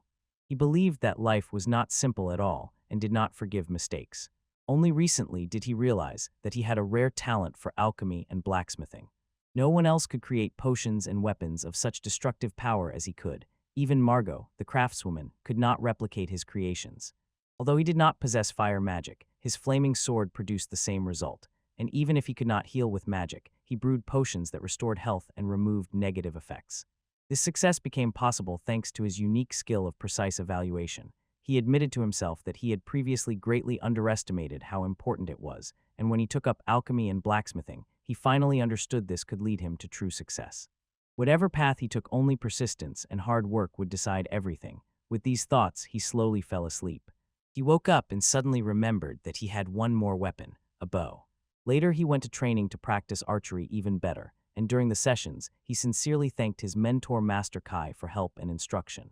In response, Kai ordered him to shoot and demonstrated himself how to properly release an arrow from the bow. Kyuda realized that this skill enhances the piercing power of arrows and makes their strikes much more powerful. He decided that such an ability would be especially useful in battles with monsters that are immune to magic. Despite all the power he had gained, he felt, dangerous creatures still lurk in the shadows of this world. If he relaxed even a little, he could lose his life. Kai addressed Okuda, indicating that now he should shoot. Okuda calmly accepted this, focused, took a comfortable stance, confidently prepared, and clearly aimed to hit the target. At that moment it occurred to him, why risk life in hand-to-hand combat with a sword, if it is much wiser and safer to learn archery and keep distance? Mastering magic from scratch would be much harder and longer, so shooting with a bow seemed the best way to survive, and he decided to devote all his efforts to bow training. Suddenly the system reported, success. Kigo Okuda mastered a new combat technique called piercing shot. He knew well that hitting the target on the first try was almost impossible, so he calmly accepted the result. He thanked for the experience and prepared to leave. After that, he approached Den and said that he wanted to officially request subordination, and suddenly remembered that such requests happen quite often. He usually does this when he sees especially strong monsters near his home. Looking at his old bow, he sadly noticed that it was already very worn out and had become much weaker, so he decided to go to the weapons store. Kyuda sighed deeply with relief when he realized that he now had a new bow, but suddenly he noticed Margot approaching him with a smile and immediately began to guess what exactly she wanted to say. Kyuda could not find peace, and in his thoughts begged Margot not to do anything rash. He believed that closing the store in the middle of the day was not the best idea, because it could reveal that he drinks alcohol every day, and that was not very wise. He quietly but persistently asked her to abandon this idea, and to himself, he noted that Margot was especially frivolous, not at all like most people around her. Soon he finished the complicated process of creating a special substance, petrified sand, waited until the cockatrice's eye completely dried, and sighed with relief, realizing that he had finally completed this painstaking work. The system notified that a new weapon was created, a petrified arrow, which had a unique property. After hitting, the target immediately turned to stone. Okuda remembered that he already knew how to make poisonous and paralyzing arrows, but immediately understood they must be kept separate from hunting arrows to avoid confusion during hunting. At that moment, his dog Ash barked loudly and drew his attention. Okuda became alert, listening and trying to understand where the commotion came from. When he saw noble people approaching, he froze in place and felt tension rising in his chest. Baron approached, leaving Okuda no choice, and sharply said that he had to go with them. While thoughts swirled in Okuda's head, did they really demand that he go with them? He politely bowed and apologized to show readiness to obey the leadership, but noticed that they still remained dissatisfied. Then he silently handed them a coin, and with that he put an end to the matter. After that, the noble guests left without saying anything. Okuda took a deep breath and realized that the situation was dangerous, but he managed to get out without any consequences, and relief overwhelmed him. Neither Margot nor Juno was nearby. He did not want them to see this quarrel. Looking back at the departing travelers, he felt pity for them. They looked tired and joyless. Silently, he wished them a safe return, but quickly pushed away this warmth, reminding himself that their lives were none of his business. He felt pleased. Finally, he was able to replenish his supplies, but he still needed to check the herbs he had gathered in the forest. Although he really did not want to risk looking for poisonous ones among them, he knew it had to be done. Suddenly, the noise from the street again tore him from his thoughts. He looked out the window and saw that noble people had come to him again. Kyuda had not yet fully understood what was happening, but his gaze hardened when he saw the consequences. Petrification covered a large area. Fear gripped him. He rushed to find Perun's herb and fortunately found it immediately. Looking around, he saw that people had been injured by the basilisk's attack. Kyuda saw many wounded, but to his great relief, none of them had died. He realized that the adventurers had failed again and could not reach the dungeon. Standing among the wounded, he barely restrained his irritation. He did not want to say it aloud, but inside he was burning with outrage because they had made a mess on his territory again.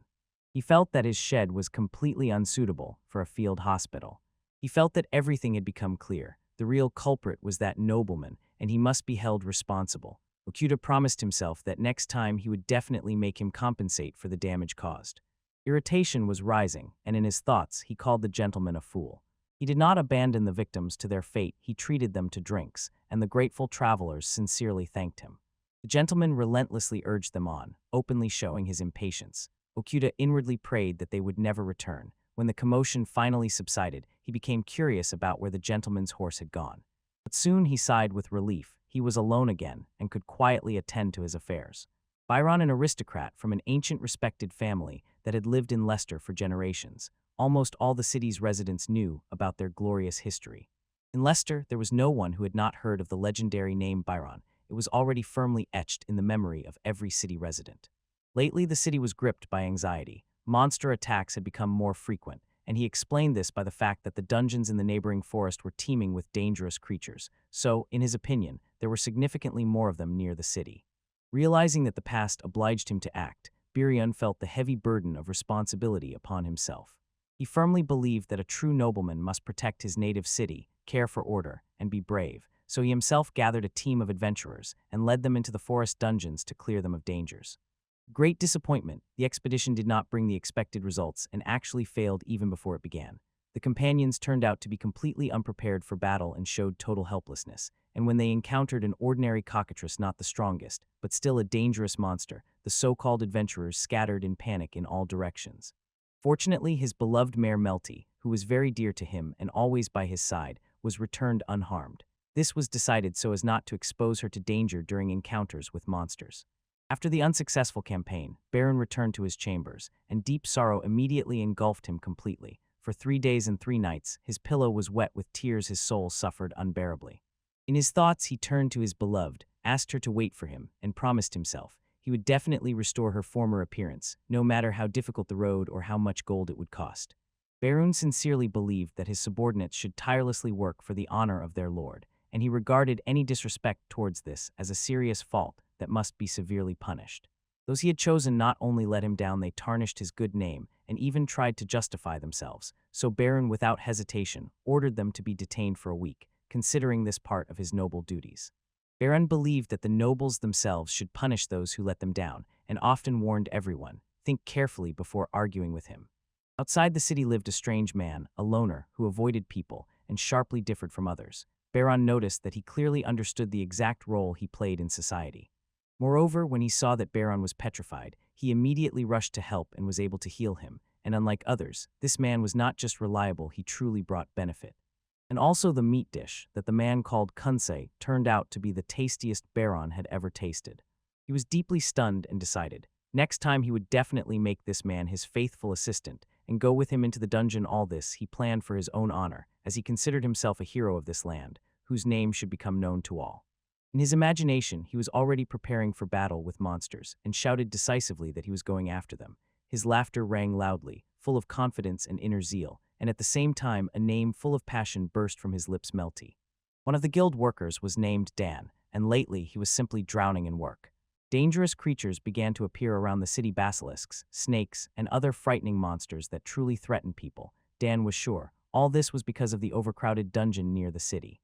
He was sure if action was not taken quickly and decisively, the consequences would be catastrophic for the city residents, and neighboring areas the first alarming signals had already appeared. The economy was noticeably weakening and declining. When the danger increased, the guild rushed to help adventurers who went to destroy monsters and protect peaceful residents. These brave people risked their lives daily to save others. Dan, more than anyone, knew well. No one risks just like that. Only a fool would agree to such danger without a worthy reward. He really wanted to properly thank the brave people, but opportunities were scarce. The guild lacked money, and there were almost no revenues from clients. He emphasized that another important factor in this situation was a local nobleman with great influence. This man turned out to be Baron, and according to Den, he was too stingy. Even in those terrible hours, when the city's defenders desperately needed support, Baron still cut the guild's budget. Den was sure if they paid more for completing tasks, stronger adventurers ready to fight monsters would be drawn there. Victory over the monsters will return us to normal economic life, and then we will finally be able to establish a tax system. But as Dan noted, the nobleman near the rune did not understand even the simplest things. His behavior seemed frankly ridiculous, and because of this, he constantly caused problems for everyone around. To get out of trouble, Dan went to consult the guildmaster, but it turned out that the reward the guild could offer adventurers was ridiculously small and did not correspond at all to the level of threat. Against this background appeared a mysterious man named Keigo Okuda. Although he himself was also an adventurer, he behaved completely differently. He created tasks himself and offered huge sums for them, and although these jobs involved very strong and dangerous monsters, the reward fully covered the risk, so Dan sincerely thanked this man. It seemed to him that Keigo was somehow closely tied to Margot, Yuno, and Sarasa. He constantly saw them together, and besides adventuring activities, Dan also suspected that Keigo earned extra money by selling various things, although that was only his guess. He did not bother about where the money came from. For him, only one thing mattered. Keigo generously and regularly paid the guild for placing orders, and Dan realized that this unusual man needed to be closely watched and his support valued. After that story with the arrogant aristocrat, Okuda met again with his comrades, with whom he had been through a lot, and making sure that he was fine and nothing bad had happened, they decided to celebrate, to relax and feel the joy of life again. He was especially impressed by Sarasa. It turned out she was not at all against drinking, and did it with such confidence that it was clear she not only endured it but truly enjoyed it. When laughter and jokes were already ringing around, the friends nudged him and asked to tell what had happened between him and that nobleman and how everything was resolved. Okuda, trying to explain as best as he could, said that he gave him money and asked him not to bother him anymore and not to interfere in his life. He tried to explain everything in the local language. Although he spoke it uncertainly, the words came out crookedly and with mistakes, so his speech sounded strange. To better convey his thought, he gestured energetically and showed emotions on his face, hoping that this way he would be understood, but he himself was not sure how much the people around really understood it. He smiled confidently and noted that they liked this story. Their faces, laughter, and reactions showed lively interest. This night, usually quiet and calm, suddenly burst into noise, laughter, and events, and he realized this was not bad at all. On the contrary, it pleasantly refreshed him. Realizing that nothing could be changed and the day was over, Okuda wished everyone good night, finding peace with the past within himself. The next morning, when the first sun rays broke through the window, he awkwardly offered his companions water and reminded them to be careful, recalling yesterday's drinking party. When everyone left, he noticed that he had drunk quite a lot, but surprisingly, he remained in a great mood. He thought that earlier after alcohol he felt worse, but now, perhaps thanks to experience, the ability to assess, and constant experiments with various poisons, his body had become better at tolerating the negative effects. Suddenly he remembered the herb he had recently found in the forest, and realized that he had not checked it. By appearance and experience, this plant promised nothing good. He already anticipated something unpleasant, but still decided to conduct a small experiment. He carefully licked the leaf and was surprised there was neither numbness, nor pain, nor strange sensations. The leaf tasted fresh, even a little minty, which impressed him even more. Anxiety awoke inside, and for a moment he thought he had lost his mind, but he gathered himself and used his assessment skill. The system, as always, worked clearly and reliably. It showed that the plant he found was marble grass. It could be eaten, it was perfect for drying and making tea, and he sincerely rejoiced at this discovery, because now it was clear this was not poison, but a useful natural ingredient, so he decided next time to definitely treat Sarasu with an aromatic drink, and meanwhile he needed to properly dry the leaves. At that moment he heard rain starting to fall. It was the first rain he had seen in this world, and not wanting to waste time, he headed to the forge to continue work until the rain stopped. The system again gave a result. It created a new weapon called Hell Arrow with medium strength flame, and Okuda sincerely rejoiced. he managed to complete the creation of an elemental weapon. He was also pleased that earlier he had filled his quiver with the water element, because this gave him an idea if an element can be added to the quiver, then using the assessment skill, he could learn to enchant items. And he really did so. The system notified that a water plate was created. It was an iron plate soaked with the water element, on which moisture gathered, and suddenly he realized that he could cast spells not only on weapons, but also on armor and household items. To make the plate bigger, he lacked scales. He was to get them later. Experiments showed that the plate collected water better than water paddles, and this discovery wildly inspired him. He began to imagine how to use this ability in everyday life: a cup that creates water by itself, a frying pan that releases fire, a broom that collects dust on its own, a rope that can petrify. All these ideas would be very useful and would definitely find demand, because no one had done this before. But despite his abilities, he constantly told himself that his true purpose was to live alone and peacefully, away from human noise and bustle. If he became too noticeable again, he might catch the eye of that very master, and he did not want that at all. So he returned to his tasks, and soon noticed that his dog Ash was all muddy. It seemed the dog liked the rain, and this cheered Okuda a bit. The dog barked joyfully in response to his words, and Okuda took a deep breath of fresh air and felt a surge of energy. After a few days, the rain finally stopped, and the air was filled with the pleasant smell of damp earth. The bright blue sky, slow white clouds, and gentle warmth of the sun seemed to cover him with calm. He had already fed all the animals and watered the garden, so in this silence and comfort he began to feel sleepy. Suddenly he noticed a carriage approaching, and something tightened in his heart from tension. Okuda felt that everything was going against him. Deep down he hoped it was just a coincidence, but soon he heard Margot's voice calling him and Byron. The name Byron pricked something in his memory, but he could not recall where it was familiar from. He took out his tablet and decided to try to start a conversation. It turned out that the guild leader had chosen a squad: Margot, Juno, Kai, and himself, to accompany that very aristocrat, and this news did not please him at all.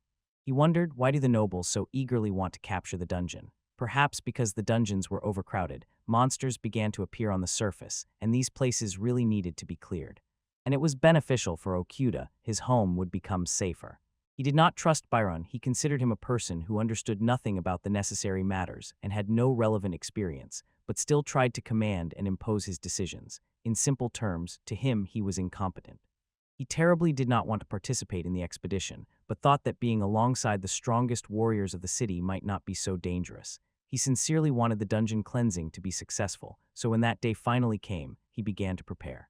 When he looked at the guildmaster, he gave the impression of being steadfast and calm. Guildmaster Shiraku addressed the team of adventurers and sincerely thanked them for their participation in the recent operation. Okuda realized that his strength was not like the others, so he decided to join the support team, where the healers and those who helped from behind were, and at that moment, Sarasa approached him and silently handed him a bracelet, which greatly surprised him. When he realized that it was not just an ornament, he activated the appraisal skill. The system instantly gave the result: a bracelet with poison protection, which protects the wearer from poisoning. Okuda froze in surprise. Such things cost a fortune, so he sincerely thanked Sarasa and promised to take care of her gift. Then he noticed Kai's strange look. There was no hostility in it, there was tension and some stubbornness. Okuda felt that the right moment had come and, calming himself with the thought that their group had enough strong people, believed, if everyone remained calm, even such a dangerous opponent as a snake could be defeated. But on the way they did not encounter a single monster, and this immediately made them wary. So, this meant that all the creatures had gathered right in the dungeon. When they reached the entrance, Byron decisively ordered to start the attack. The adventurer rushed into battle. Okuda watched with admiration as his guild comrades worked together. The guildmaster, Kai, and other warriors moved in unison, demonstrating refined skill. He, supporting others, distributed potions to the injured. Later, he realized that the role of a healer was also very important, and if this continued, he himself would someday become a true healer. But soon he ran out of all potions and healing herbs. Monsters still surrounded them, and the warrior had almost no strength left. He looked anxiously at the argument between the squad fighters and Byron, silently praying for it to end soon and for the order to retreat to finally be given.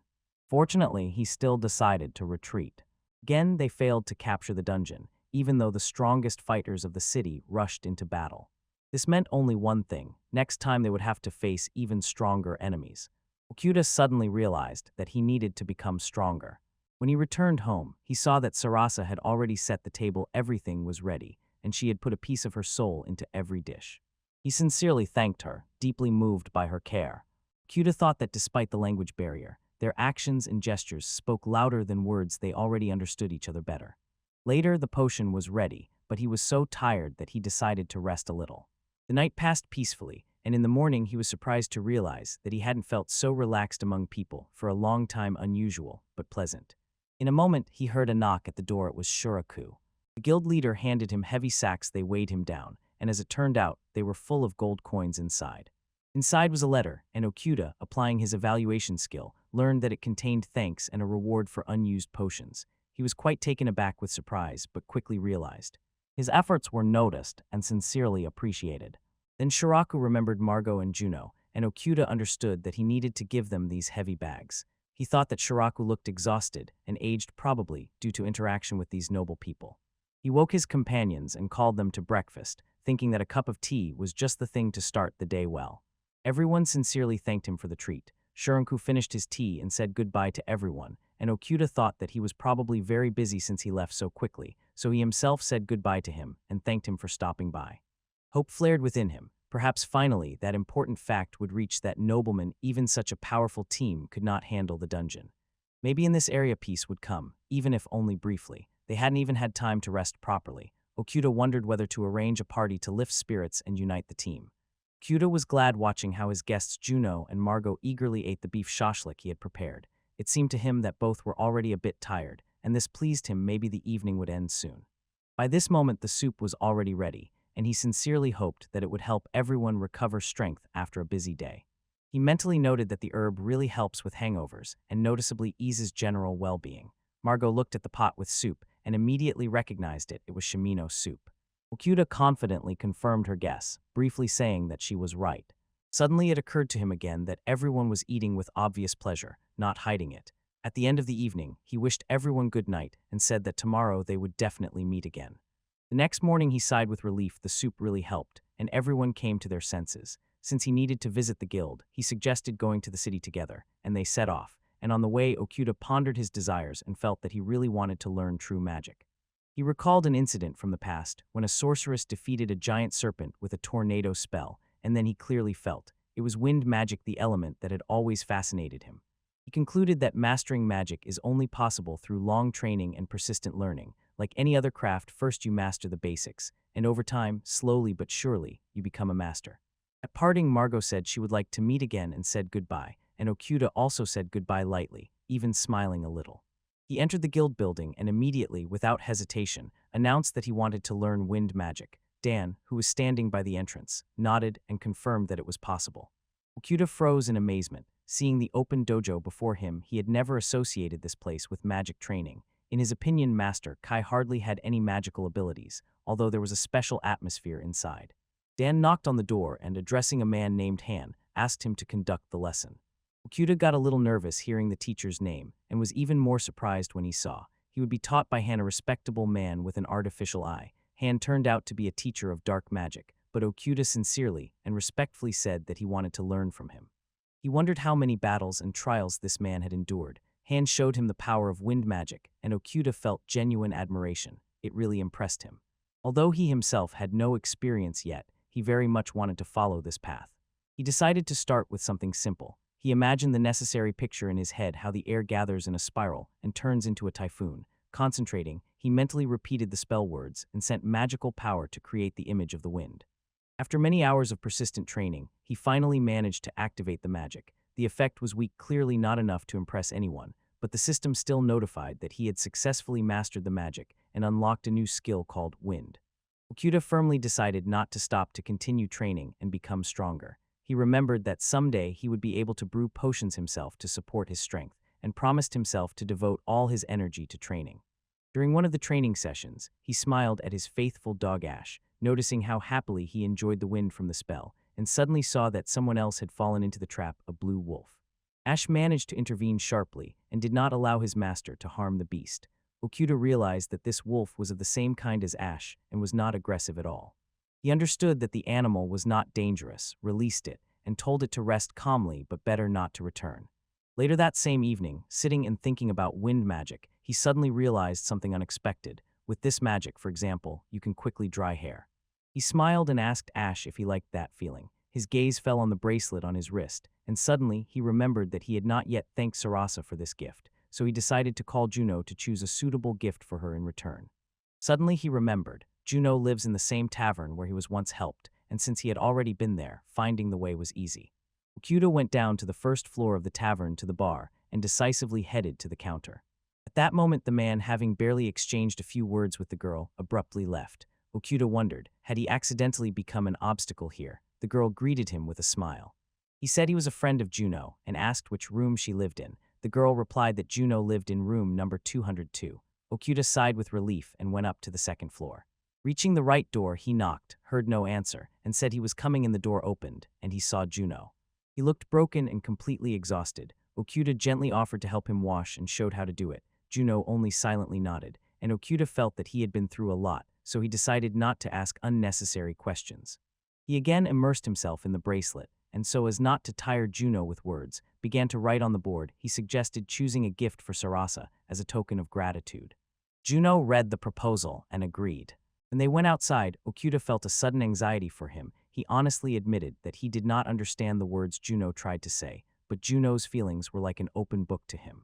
He remembered how in the hardest moments there was always a friend nearby who simply listened. Okuda decided that sometimes people do not need advice, they just want someone to confirm that their feelings are real.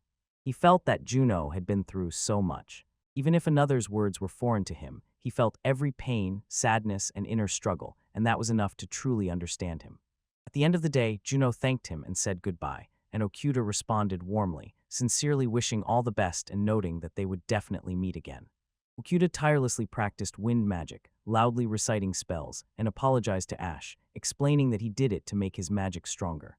At that moment, Margot appeared beside him and called him, and Okuda began to wonder in surprise why she was there.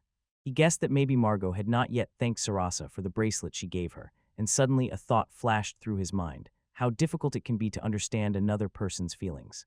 Then he suddenly remembered that together with Juno, they had immediately thanked Sarasa, and then Okuda asked Juno to thank him as well. After everything that happened, the very next day someone from the authorities moved into his house, and Okuda thought ironically that his house was turning into a hotel. He also recalled hearing that some adventurers simply could not endure the behavior of one of the aristocrats, so they left the city and moved their bases to other places. Okuda decided that something similar had happened that time in the tavern. He thought that anyone in their right mind would prefer to stay as far away as possible from such a disgusting person. Okuda lay awake and could not fall asleep. He was overwhelmed by fear, and he admitted this to himself. The time came to mind when even in his past life, he dreamed of complete solitude. He turned off his phone and did not respond to messages. He wanted silence and solitude, but after a while he was drawn back to people again, and he returned to conversations. The same was true with social networks. At first he deleted accounts, then restored them and started communicating again. One of the reasons he wanted to move to the village was that he was tired of constantly communicating at work. Daily fake smiles no longer pleased him at all. He was sure he would no longer want to communicate with people and sought to live completely independently, trying to have almost no contact with others. Even having entered a new world, he felt that his desire to be alone had not disappeared at all. It seemed to him that a few rare meetings and short conversations with someone were quite enough. He felt as if he were together with Juno, Margot, and Sarasa. Having gone over everything in his mind, Okuda felt, one cannot be sure what if he is drawn again to solitude. He realized that a person's greatest enemy is themselves. Thoughts give no peace, and the more you succumb to them, the deeper they pull you into their own darkness. He understood that he did not need answers. He was simply drowning in despair. Feeling like a fool who had once again invented unnecessary worries for himself, he thought that since he began a new life here, his old artificial smile had finally disappeared. He felt as if he had found a true treasure, and his heart was filled with peace for the first time in a long while.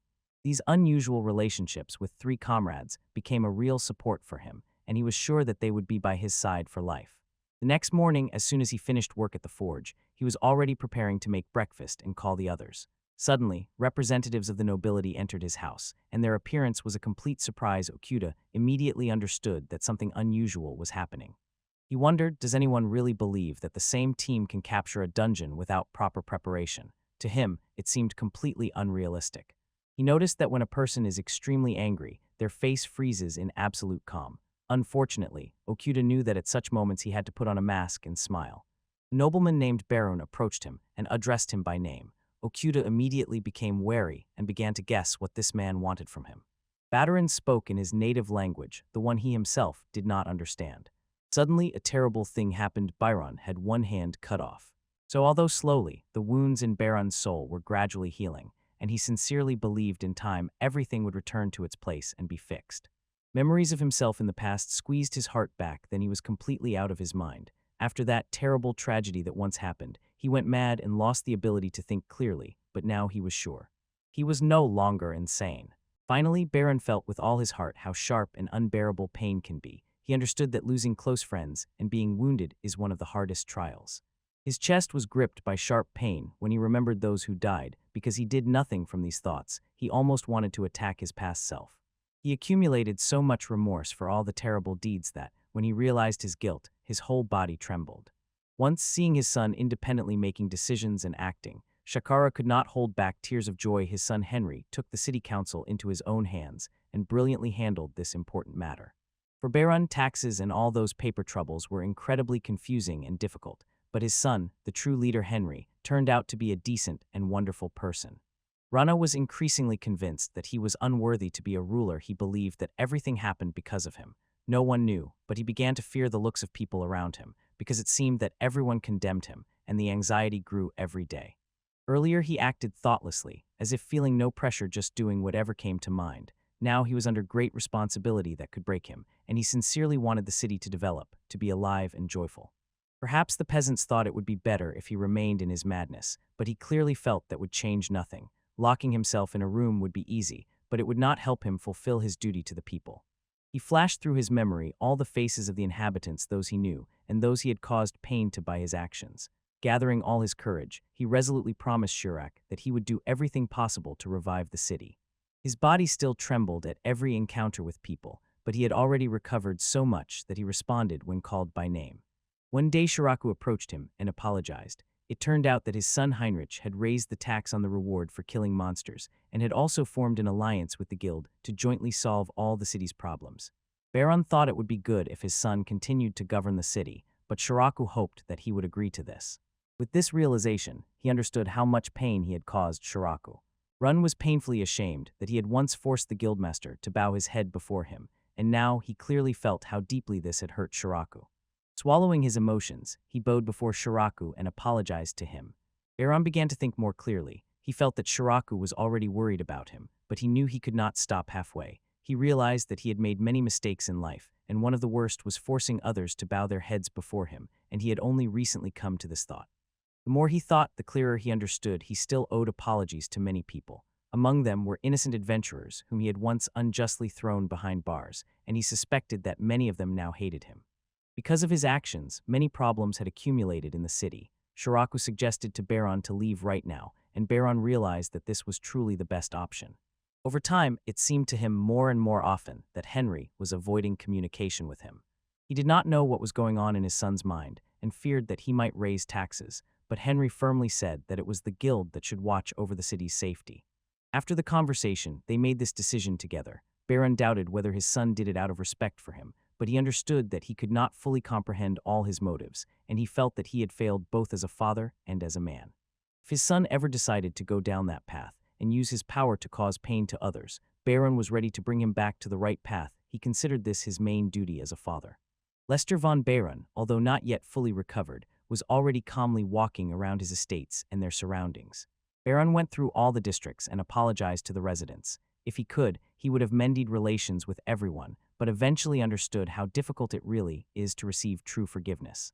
That is why he gave all his strength. Byron knew that if he locked himself in a room again and stayed aside, nothing would change. He asked the butler to take care of the horse named Melty, and the butler agreed, promising to do everything. Byron felt calm. A reliable guard was nearby, someone he could trust, so he thanked Tony for the protection, and Tony in response assured that he would continue to fulfill his duties. Byron loudly and firmly declared that as a true nobleman, he would definitely fulfill his duty from now on. He swore to do everything to atone for all his sins. Suddenly a monster burst out, and everything around filled with anxiety. Shiraku loudly shouted Baron's name, worried about him. Nearby Juno asked confusedly where to run, because it was completely unclear what to do. Okuda briefly said that he understood everything and realized the danger, so he used magic and created a shield under which everyone hid. Destructive fear caught Okuda. His legs seemed to refuse to obey, and he only hoped that the monster would not notice him. Meanwhile, Sarasa was bandaging Byron's wound and constantly encouraging him, repeating that everything would be fine, as if convincing herself and everyone around. One day, Okuda said that they managed to survive, as if trying to convince himself of this. Juno looked at him anxiously, showing that she was worried about his condition. He nodded and said that he was fine. However, inside he understood. Although he looked calm, he was actually powerless and could do nothing, and at the same time felt that he had an urgent matter to accomplish. Okuda began preparing a potion, hoping that it would be needed. He understood that even with magic it would be very difficult to restore the severed hand, and he was somewhat comforted only by the fact that no one died during that attack. He also smelled his own blood, decided to wash, but noticed that the fog was getting thicker, and this was supposed to happen during the day. Later, he came to the guild building and asked Dan to raise the reward for the quest. Suddenly, he remembered that the guild had already posted a request to destroy this monster, so he deliberately increased the reward to lure stronger and more experienced adventurers. It turned out that the enemy, initially thought to be an ordinary creature, was actually a young dragon, and if it had personally attacked Okuda, he would definitely have died. Tension gnawed at him from within, as he mentally counted how much longer he would have to live in constant fear and wait for new attacks. Returning home, he looked around and checked if he was really alone, trying to convince himself that no one was around. The thought of visiting Margot flashed through his mind, but he decided that nowhere would be safe. An attack could catch him anywhere, and death would be inevitable. He decided to stay home and distract himself with something else. Various thoughts swirled in his head, and he himself did not know whether to rejoice or grieve over the thick fog that enveloped the house. Okuda tried to drive away fear by drawing, but his hands would not stop trembling, and it was impossible to concentrate. In the morning, he realized that he had not closed his eyes all night, saw a cheerful dog named Ash, and thought that maybe he should have gone to Margot and drunk to excess. Suddenly, he heard a familiar voice near the door. It was Margot and Juno. Okuda opened the door and admitted that this unexpected visit had terribly frightened him. Margot handed over a sheet of paper with a drawn dragon. Then she sharply tore the sheet, and this surprised Okuda very much. He sighed with relief. The danger had passed. Later, after thinking it over, he concluded that the huge lizard they had taken for a monster from the forest dungeon had actually flown in from distant lands and just happened to be nearby. It turned out that experienced adventurers had already defeated it in another city. Peace covered the city, and his soul felt lighter, but he understood that new monsters could appear and attack in the future. When he saw that new creature, he immediately understood this was a real monster. He also noticed that it was lost in the fog and had accidentally ended up near his house. He instantly began to assess the situation. The system showed this was a battle bull, a monster resembling a cow that lives near water in the Lancaster area. Okuda noticed that it was indeed a bull, although at first he thought it was a cow. When the fear receded, hunger began to torment him, and he decided that Margot and Juno were to blame for everything, because they had been too kind to him. Perhaps this happened because he had seen with his own eyes how a nobleman had his hand cut off. He said indignantly that all the cooking preparations had fallen solely on him. But he noticed the thick fog had already dispersed. Okuda suggested organizing a real meat feast: steaks, matsuneb, smoked meat, liver, and various other meat dishes. The friends sat at the table, started dinner, and had a good time. Then, captivated, they raised their eyes to the night sky.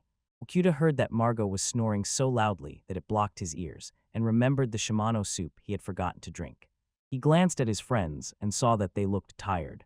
He suddenly realized now he could be frank with them, because their relationship had developed to the point where they could call each other best friends.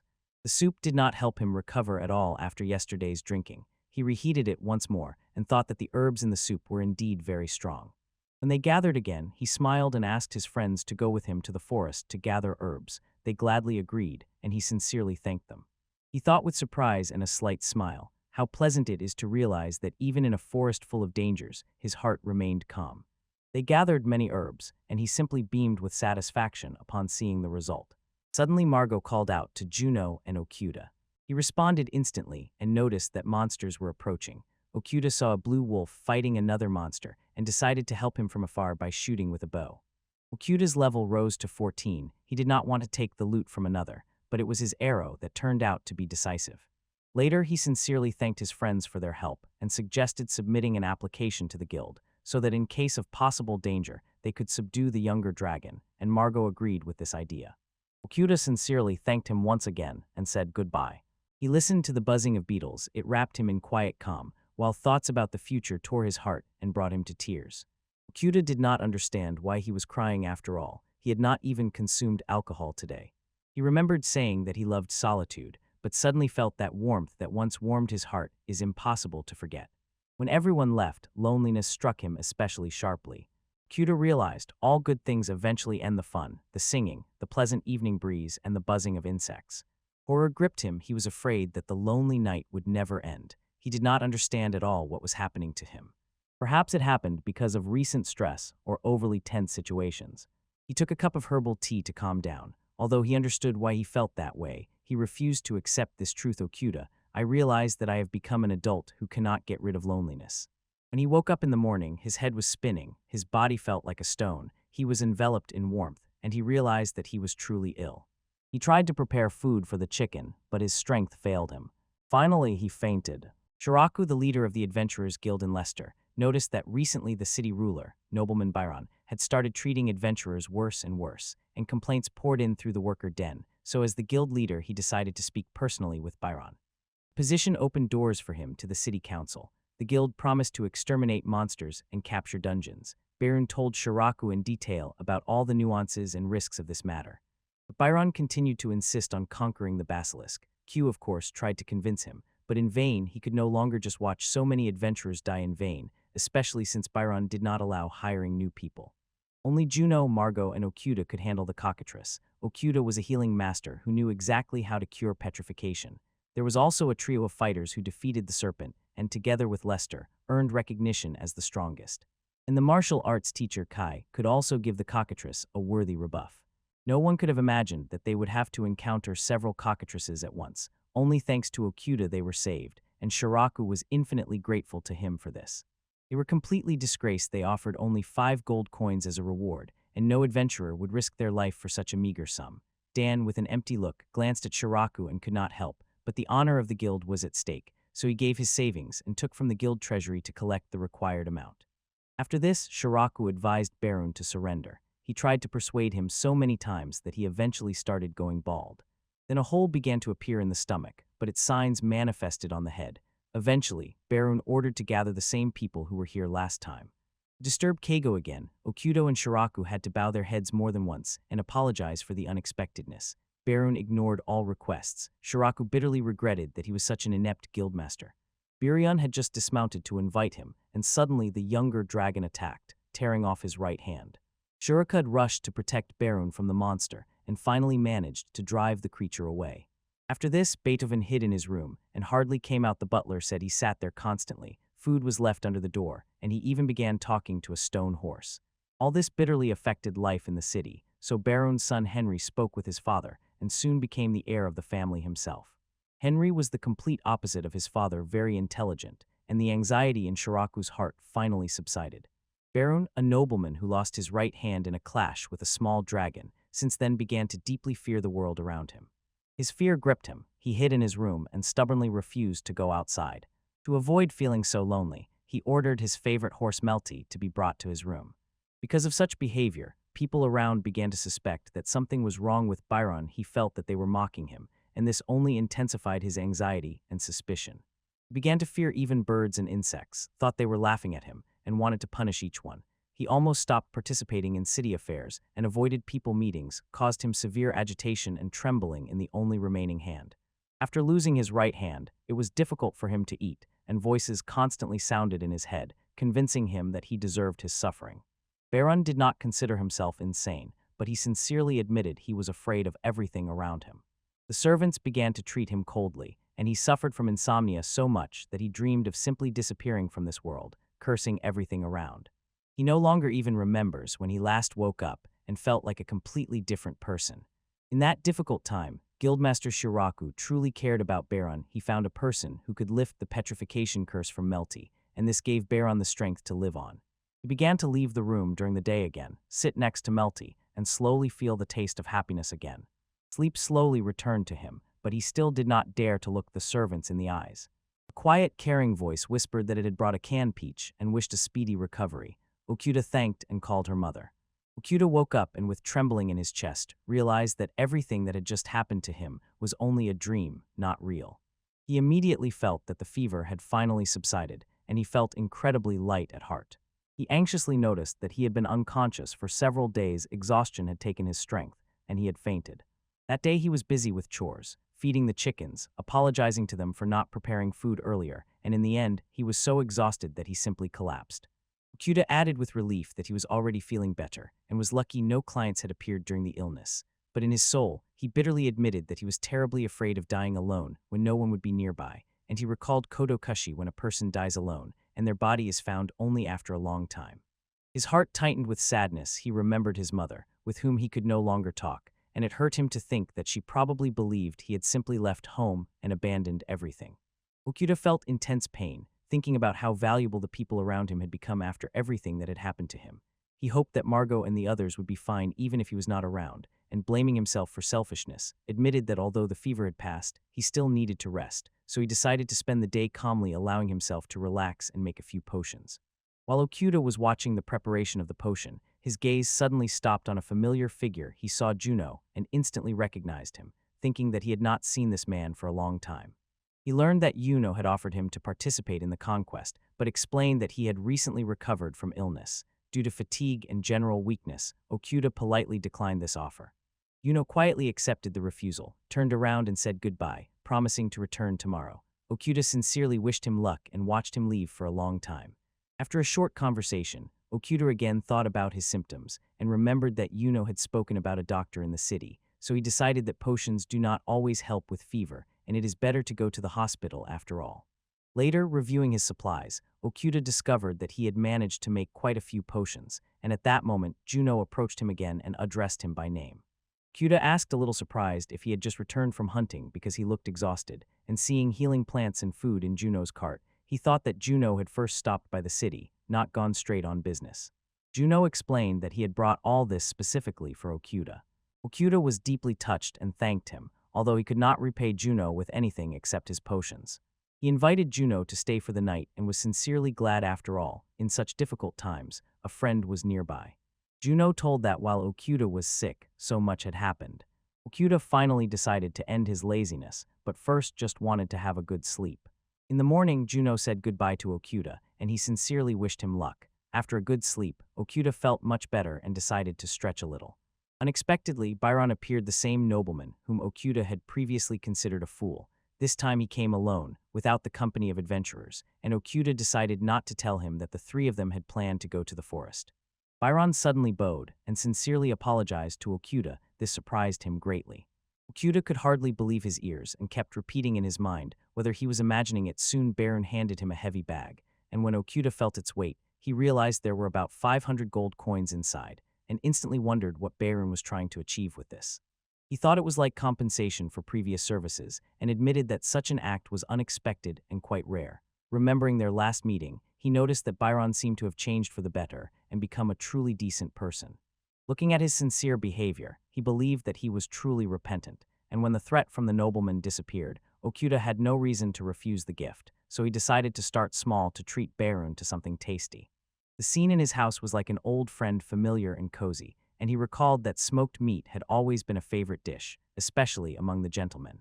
Tony, the nobleman's guard, quietly informed him now the master had become his son instead of him.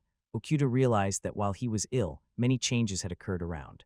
He set about cooking. He fried a whole herring with garlic, salt, and spices, because he was sure that such a dish would definitely please people from high society, so he gave it his all. But Byron's face during the tasting was such that it surprised everyone. Okuda rejoiced all efforts were not in vain. A little dog named Ash approached him looking for a treat. Okuda promised that there would be something tasty for her too, and he joked that she should also eat vegetables. Noticing where the nobleman and Tony were going, he was surprised to see that they were heading not to the city, but to the forest and the stables. He tried to hold them back, but it exhausted him. They looked like drunken peasants, and he thought that when they woke up, he would have to treat them to shimano soup. In the morning, as expected, he found them in a miserable state, and still it shocked him. He said goodbye to them, wishing them to take care of themselves. Now that he had collected a good amount of money, it was time to think about how to spend it so as not to regret it. He set off to a familiar merchant to talk about future investments. In the city, he met with Margot, Juno, and Sarah. They eagerly discussed the idea of installing crossbows and building stone walls around his estate. Since stone is much stronger than earth, he said he also wanted a bath and a proper bedroom. He still had plenty of money, so he complained that he was tired of living in a chicken coop. They agreed to continue cooperating. With the help of friends, he arranged meetings with craftsmen and building material suppliers, visited a doctor named Kishua Sensei to make sure medical help would be available. Although he did not know how developed medicine was here, the very fact that doctors existed pleased him, and he entrusted Sarasa to bring everything he bought, along with materials and food, straight home. Okuda decided to smoke meat to sincerely thank his friends for their help. Realizing that he could no longer return to a reclusive life, he sincerely and wholeheartedly thanked them. A few days later, he enthusiastically inspected the protective wall, bed, and bedroom that were already ready. He called his new home a true fortress, a dream come true. Okuda hoped that now wild animals, snakes, or flying lizards would no longer see him as prey, and he sincerely thanked everyone who helped him. Margot approached him and greeted loudly. Okuda suggested celebrating the completion of the construction and invited him for a drink. Margot asked if Sarasa was nearby, but he replied that she was not here. Thinking about it, Okuda decided Margot probably avoids meeting her. Margot raised his glass and said, "Let's drink to the completion of the construction." Okuda suddenly remembered that he had not yet tasted Shimino's soup again, the memory of that night when he walked with his best friend until dawn surfaced, and he thought it was a great reason to celebrate. He finally realized that neither of them knew how to be adults at all. The next morning he woke up, his head felt as heavy as lead. He was sure refusing Shimino's soup had really been a fatal mistake. Okuda lay on the floor and thought, once again I have become lazy. Several days had passed since his house was ready. When the stone walls were erected, he finally felt the long-awaited safety and was able to relax, but as soon as the feeling of danger disappeared, he had only 3 energy for daily tasks instead of 10. He still had gold coins left, so he didn't have to worry about work. He could finally sleep and wake up whenever he wanted. It seemed that the dreams he had nurtured for so long were finally beginning to come true. Maybe he had rested too much yesterday. It was still very early, the sun hadn't even appeared, and he was already awake. That morning he was the first to wake up and opened his eyes. Even the animals around were still peacefully sleeping. In these precious moments of silence and calm, he decided to gather his thoughts. He was delighted Juno's feelings for Sarasa turned out to be mutual. From the outside, it seemed that Sarasa also somewhat sympathized with Margot, and Okuda wondered, had Juno already stopped trying to please her? It would be easier if he found another girl, but Okuda knew Juno was a good guy and probably didn't have problems attracting girls' attention. As for Margot herself, he continued to avoid Sarasa's persistent attempts to get his attention. It seemed that success was very close, one could feel its breath. Moreover, Okuda was still alive in Runham's memory, and the loss of his hand could have been one of the reasons for his recent behavior. The gold he gave to Okuda, as a sign of apology, unexpectedly became a salvation. It was used to build a stone wall, and this wall really saved the situation. He decided that there was no point in being offended at Baron anymore. He noticed Byron's son, who now ruled the city. Margot and others whispered that this man abused power, and Okuda, although he was not drawn to aristocrats, was ready to intervene if something serious happened. He involuntarily remembered many people he had met: Secretary Dan, Guildmaster Shiraku, Kaizen-sensei, and Han-sensei, people who taught him useful skills. 3 travelers, a stonemason and a master. It was thanks to them that he got a house with stone walls. Then he met Dr. Keisha, Byron's guard named Tony, Baker Taylor, and many others. So many people cared about him. In his past life, he just survived and had no time to think about others, but later he realized, no matter how much a person denies it, you can't survive without others' support. Although he resisted until the very end, there were still things he really did not want to forget. For him, the dog Ash was always the sweetest and fluffiest creature in the world, and he really wanted it to be that way forever. The days were getting shorter, autumn was soon to come, and then winter. With the first snows, he wanted to ask Margot to make a fireplace. He liked the idea of being able to take a bath and watch the snow fall. He had been idling for the last few days, so he decided, after sleep, it was worth taking a bath.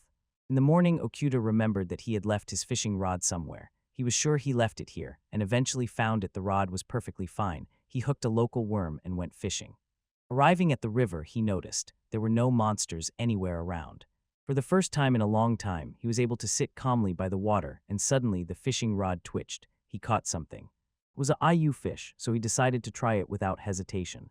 From this fish, sashimi could be made if it had no parasites. Finally, the fish processing skills he acquired in Japan came in handy. He carefully began cutting the fish, then tried it, and as expected, the fish was very tasty. The system confirmed that the fish was indeed delicious. He stood and thought about how best to prepare it: marinate, fry, or make sashimi. He wanted to catch more fish, but eventually fell asleep. Upon waking, he was glad his friends were nearby, and everything was fine with them. Okuda felt it was time to throw the fishing rod away and move on. He got up, called his horse Rosinide, and rode off. Okuda returned home and smiled broadly upon seeing that his friends had already arrived. There was pre-holiday bustle in the room. Everyone was bustling and impatiently waiting for the holiday. He was lucky. He had just caught a bunch of fresh fish, so the evening promised to be especially tasty, and he suggested raising glasses because such meetings deserve real treats and a warm dinner. Friendly cooking began. Everyone started cooking together. Okuda took on cooking the fish, carefully grated garlic, explained where to put it, and cut sashimi himself, suddenly remembering that no one in the city had yet served raw fish, and he was curious how the guests would like this Japanese dish. When everything was ready, he joyfully said the food was served and invited everyone to the table. The first dish brought to the table was shiitake grilled fish with salt, followed by sashimi. Sarasa, with wide-open eyes, examined the new dish, and Okuda, like a true master, showed how to properly squeeze lemon juice and emphasized how delicious sashimi can be if served correctly.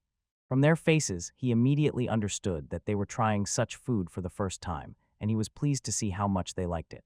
At that very moment, he noticed Juno looked a little upset. He smiled and offered to try some more, assuring that the taste of this food would definitely restore his strength. Juno was a bit confused and mixed up the dishes she called sashimi, shiitake, and the room suddenly became a bit awkward. Okuda pretended nothing had happened and once again offered everyone drinks to maintain the festive mood. Feeling the tension ease, he decided to lift everyone's spirits and congratulated Margot and Sarasa. Their behavior the day before was so touching that it seemed the wedding was about to happen, and the newlyweds confirmed his guess, sincerely thanking him for the kind words. He quickly learned that the wedding would take place at his home in just 2 days, and only close relatives would be invited. Okuda noticed that Juno looked especially depressed. But when he looked at the guest list, he saw the name Elsa, Juno's girlfriend, and could not hide his surprise. It turned out that Juno already had a beloved. This meant that all the conversations from yesterday with support and sympathy were in vain, but he could not be angry. On the contrary, he sincerely rejoiced for his friend. After the evening, Sarasa thanked him for everything, and they said goodbye until the next meeting. Okuda was left alone and pondered how to celebrate his best friend's wedding. Only 2 days remained until the celebration, so he began planning bath, entertainment, food, and decided to start with preparations. Since everyone loved fish, Okuda went fishing and even sacrificed his chickens. There was very little time left until the wedding, and that very morning the fishing was surprisingly successful. The catch was excellent. But he was preparing yakitori, putting attention and soul into each dish. He was especially proud of the breaded chicken. He considered it his best dish, and only fresh fish remained to be prepared. When almost everything was ready, those for whom it was all done arrived: Margot and Sarasa. Juno approached them and introduced his companion, Lady Elsa, and Okuda greeted her warmly. Inside him, something hinted he seemed to have seen her before. She was the daughter of the tavern owner where Juno lived. Countless thoughts raced through his mind, and he realized Juno was lucky because Elsa was not only beautiful but also kind. He sincerely rejoiced for his friend because he knew what difficulties he had gone through. Having greeted Junon, he rushed to the final preparations. Suddenly, as if out of nowhere, the son of Barun appeared. Everyone froze in surprise when he appeared. Okuda admitted that he had seen such a man for the first time. When Margot paled at the sight of the guest, it became clear. His appearance was bad news. He still did not fully understand what was happening, but without a shadow of a doubt knew that only a true savage could spoil such a special day. The blue wolf, a proud hunter of the dense wild forest, independent and stern. He was born in a pack led by a wise and strong leader, whom he sincerely respected, to whom he was devoted, and with whom he felt true unity. But one day a man burst into their life, strange and incredibly strong, with abilities the blue wolf had never seen before. He was an important figure among his people, and possessed some unfathomable magic. In a brutal clash, he defeated the wolf leader, leaving him no chance, took his pup, and simply left, leaving the pack broken and confused. The wolf realized, if he had attacked that day, he would definitely have died. Without preparation and understanding of the enemy's magical power, he had no chance. When the leader was gone, the pack was left without guidance, and the fate of the wolf pup ended up in the hands of a human. At first, this alarmed everyone, but later the blue wolves noticed that the human did not harm the baby, but on the contrary protected and cared for him as if he were his own child. The world in which they lived was ruthless. Only the strongest survived here, and no rules could change that. But even in the heart of a devoted beast, another feeling awakens: respect. Realizing that fighting was futile, the blue wolves decided to show loyalty differently from then on. They only watched the puppy and his new protector from afar. They did not intervene directly. They came to help only when he was in danger. Out of respect for the puppy and his owner, they occasionally drove away wild beasts that could cause harm, and suddenly the unexpected happened.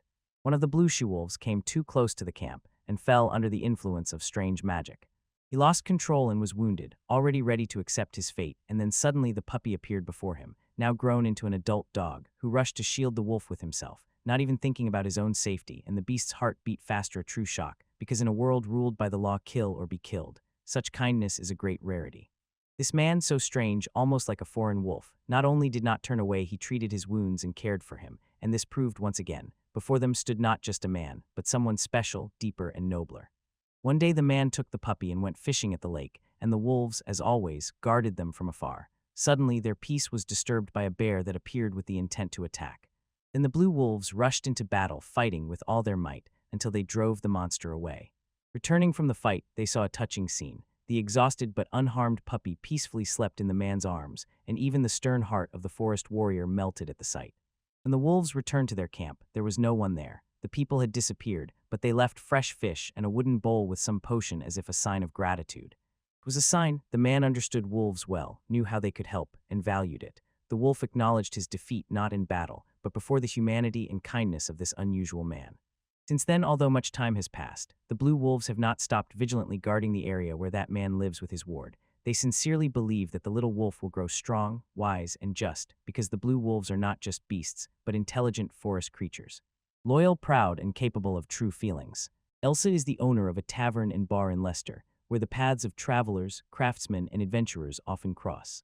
Thanks to her sensitivity and practicality, she created not just an establishment, but a real home for those who cannot afford housing. Especially here find refuge poor adventurers who earn by dangerous work and constantly risk their lives. And Elsa's Tavern offers the most affordable housing in the district for many. It is not just a place to sleep, but a place where one can find warmth, care, food, and human compassion. Among the regular visitors of this place was Juno, a daredevil with a good heart and unbreakable will, whom Elsa had known since childhood along with his friend Sarasa. Over the years, her feelings for Juno grew from friendship into true love, but Juno's heart was always devoted to Sarasa, and Elsa felt it immediately, because lovers notice even the slightest sympathy directed not at them. The pain from realizing this love was quiet, but sharp Sarasa did not reciprocate Juno's feelings. She loved Margot, a master blacksmith and skilled merchant who worked with metal like an artist with paints, and although it hurt, Elsa had to admit, they really suited each other. Meanwhile, Juno suffered terribly. Love literally tore him apart from the inside. He lost weight, became gloomy, and distanced himself from everyone. The one who always relied on his strength was now wasting away before their eyes, and Elsa worried, brought food, and persuaded him to eat at least a little. He sometimes pushed her away with words, even rudely, but she still stayed nearby, endured, and did not leave. Her love demanded nothing in return, it simply was. Every morning Elsa looked in the mirror and examined her freckles, which once seemed cute to her. She understood that Sarasa was attractive not only outwardly, but also a kind and worthy person. But despite all this, Elsa's heart was torn by jealousy, bitterness, and a burning desire to be in the place of the one to whom Juno dedicates his soul. And then everything changed. When Elsa was almost giving up, Juno said exactly what she had been waiting for. He asked her to be his girlfriend, and his words broke down all her inner walls, causing tears to roll down her cheeks. They sincerely talked about how Margot once was able to release the spirit of his late wife Isabella, and Juno found the strength to forget his feelings for Sarasa. Elsa still gets a little nervous from memories of past love, but now there are no secrets between them. He knows that she loves him, and because of this she is happy. It was the happiest day of her life.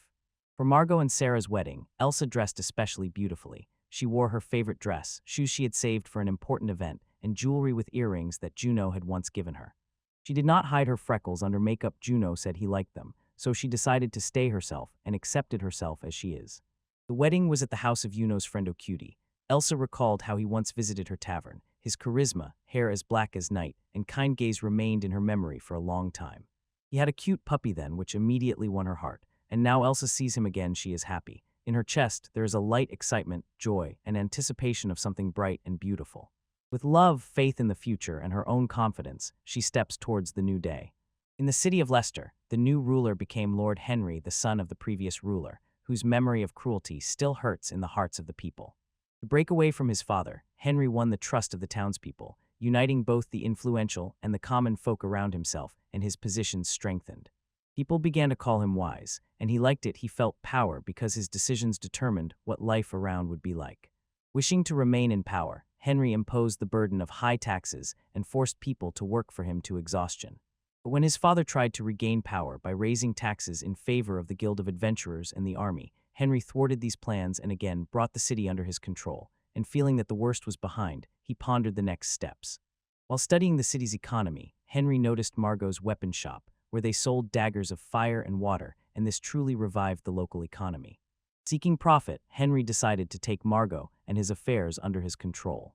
But as his subordinates said, Margot stopped trading such weapons, and this made them suspect that he had some secret source. The shop turned out to be closed, and Henry noticed how Margot with his companions got into a carriage and left the city. He decided the place they were going to might reveal where those strange daggers came from, so he ordered 4 subordinates to follow them. Henry decided to make Margot pay his debts and at the same time squeeze double profit from it.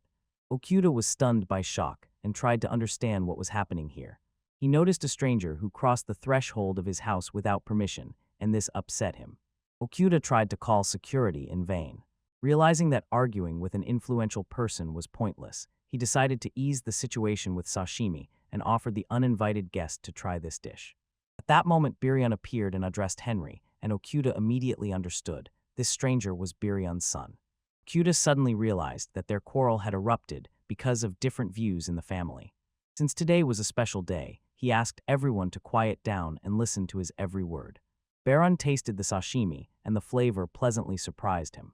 Margot confirmed that it was indeed sashimi. Okuda was delighted that the dish was liked, and suggested leaving some for the other guests. When he realized that the more people there were, the merrier it was, he decided to invite everyone to the wedding of Margot and Sarasa, and Henry gladly agreed to come to the celebration. Margot sincerely thanked Okuda for his help, and he just smiled and replied that it was no problem at all. Okuda noticed with surprise that there were many more assistants than he expected, and decided that now was not the time to argue. Preparations for the celebration were in full swing, and finally, the long-awaited moment had come. Biryon turned to Margot and Sarasa at the moment they entered the hall. Okuda could not help but notice. He had almost never seen Margot in a jacket, and the moon-colored dress incredibly emphasized Sarah's beauty. Margot and Sarasa spoke their vows and put on rings. The guests congratulated them. Okuda said that in his life he had never seen such a wedding, but everyone around, even without noticing it, was smiling. The atmosphere changed instantly, and everyone immediately plunged into the celebration. Okuda brought out sashimi and chicken and offered the guests to help themselves. 2 men were engaged in some strange art, and it completely confused Okuda. He suddenly remembered how once, when he was still a merchant, at similar celebrations they arranged games with stockings on the head, and just the memory sent shivers down his spine. He was glad that in this world there were no such competitions, but he was worried that a wedding song would not be heard at the ceremony. Okuda went on stage and announced that he would now sing a song. When he began, he immediately showed how anxious and lonely he felt. The song was about how friends gradually drift apart, find their own path in life, and become, as they themselves said, henpecked husbands. Okuda noticed that even without knowing the language, the heart can feel the meaning of the song. After the performance, he warmly congratulated the young couple. After the party, Sarasa and Elsa said warm goodbyes, promising to meet again, and Okuda also said goodbye and wished them all the best. Margot, Sarasa, and Elsa went home, and the rest of the guests stayed. They were quite tipsy, and Okuda took everything under his control, barely moving the drunken guests. He grumbled about their behavior and even threatened to throw them into the blast furnace for such a night. Later, he felt a pleasant night breeze, and it seemed as if all this fuss was just a dream. Looking back since he appeared in this world, Okuda bitterly noticed that people often contradict themselves, drift apart from each other, and gradually lead themselves to extinction. Despite everything, he did find friends with whom he wanted to share the brightest moments of life: Margot, Juno, Sarasa, Elsa, and of course, Ash, the sweetest creature in the world. He felt how everyone around was enchanted by the smiles of the newlyweds, and he himself could not resist. It was like a circle of happiness, at the very center of which stood Margot and Sarasa, and Okuda admitted that he had never seen anything like it in Japan. He pondered, words can be both a blade that wounds and a mirror that shows the truth. Okuda admitted that he had previously avoided this and always tried to solve everything on his own, not relying on others. In a world where no one speaks Japanese and every day one must risk life in battles with monsters, the light of the blue moon seems to fall straight into the soul, and Okuda wondered if this was all a dream, because then all contradictions would seem understandable. He felt that now he could be more open with others, so he decided not to rush and to enjoy what he had, and simply move forward in life, eagerly awaiting new challenges that tomorrow would bring. He could not hold back a smile, realizing that he himself had once been a contradictory person. Okuda suggested postponing the cleaning until tomorrow and just resting today, saying that the friends were too noisy. Making others happy was his joy, and now it brought him even more satisfaction. The day after the wedding, Okuda did not celebrate decisively, took up wind magic training again to become even stronger. While others were still recovering from the celebrations, he had already returned to his usual affairs. Suddenly, Esh barked loudly and immediately caught his attention. Okuda sharply turned around. A huge snake towered before him. Realizing there was no time for thought or help, he instantly decided to act.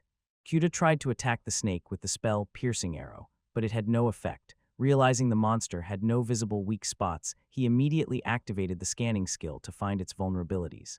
The system suddenly notified that Okuda's level had risen, and his scanning became level 2. He discovered that the snake had a special ability, Deadly Poison, which corrodes almost everything it touches.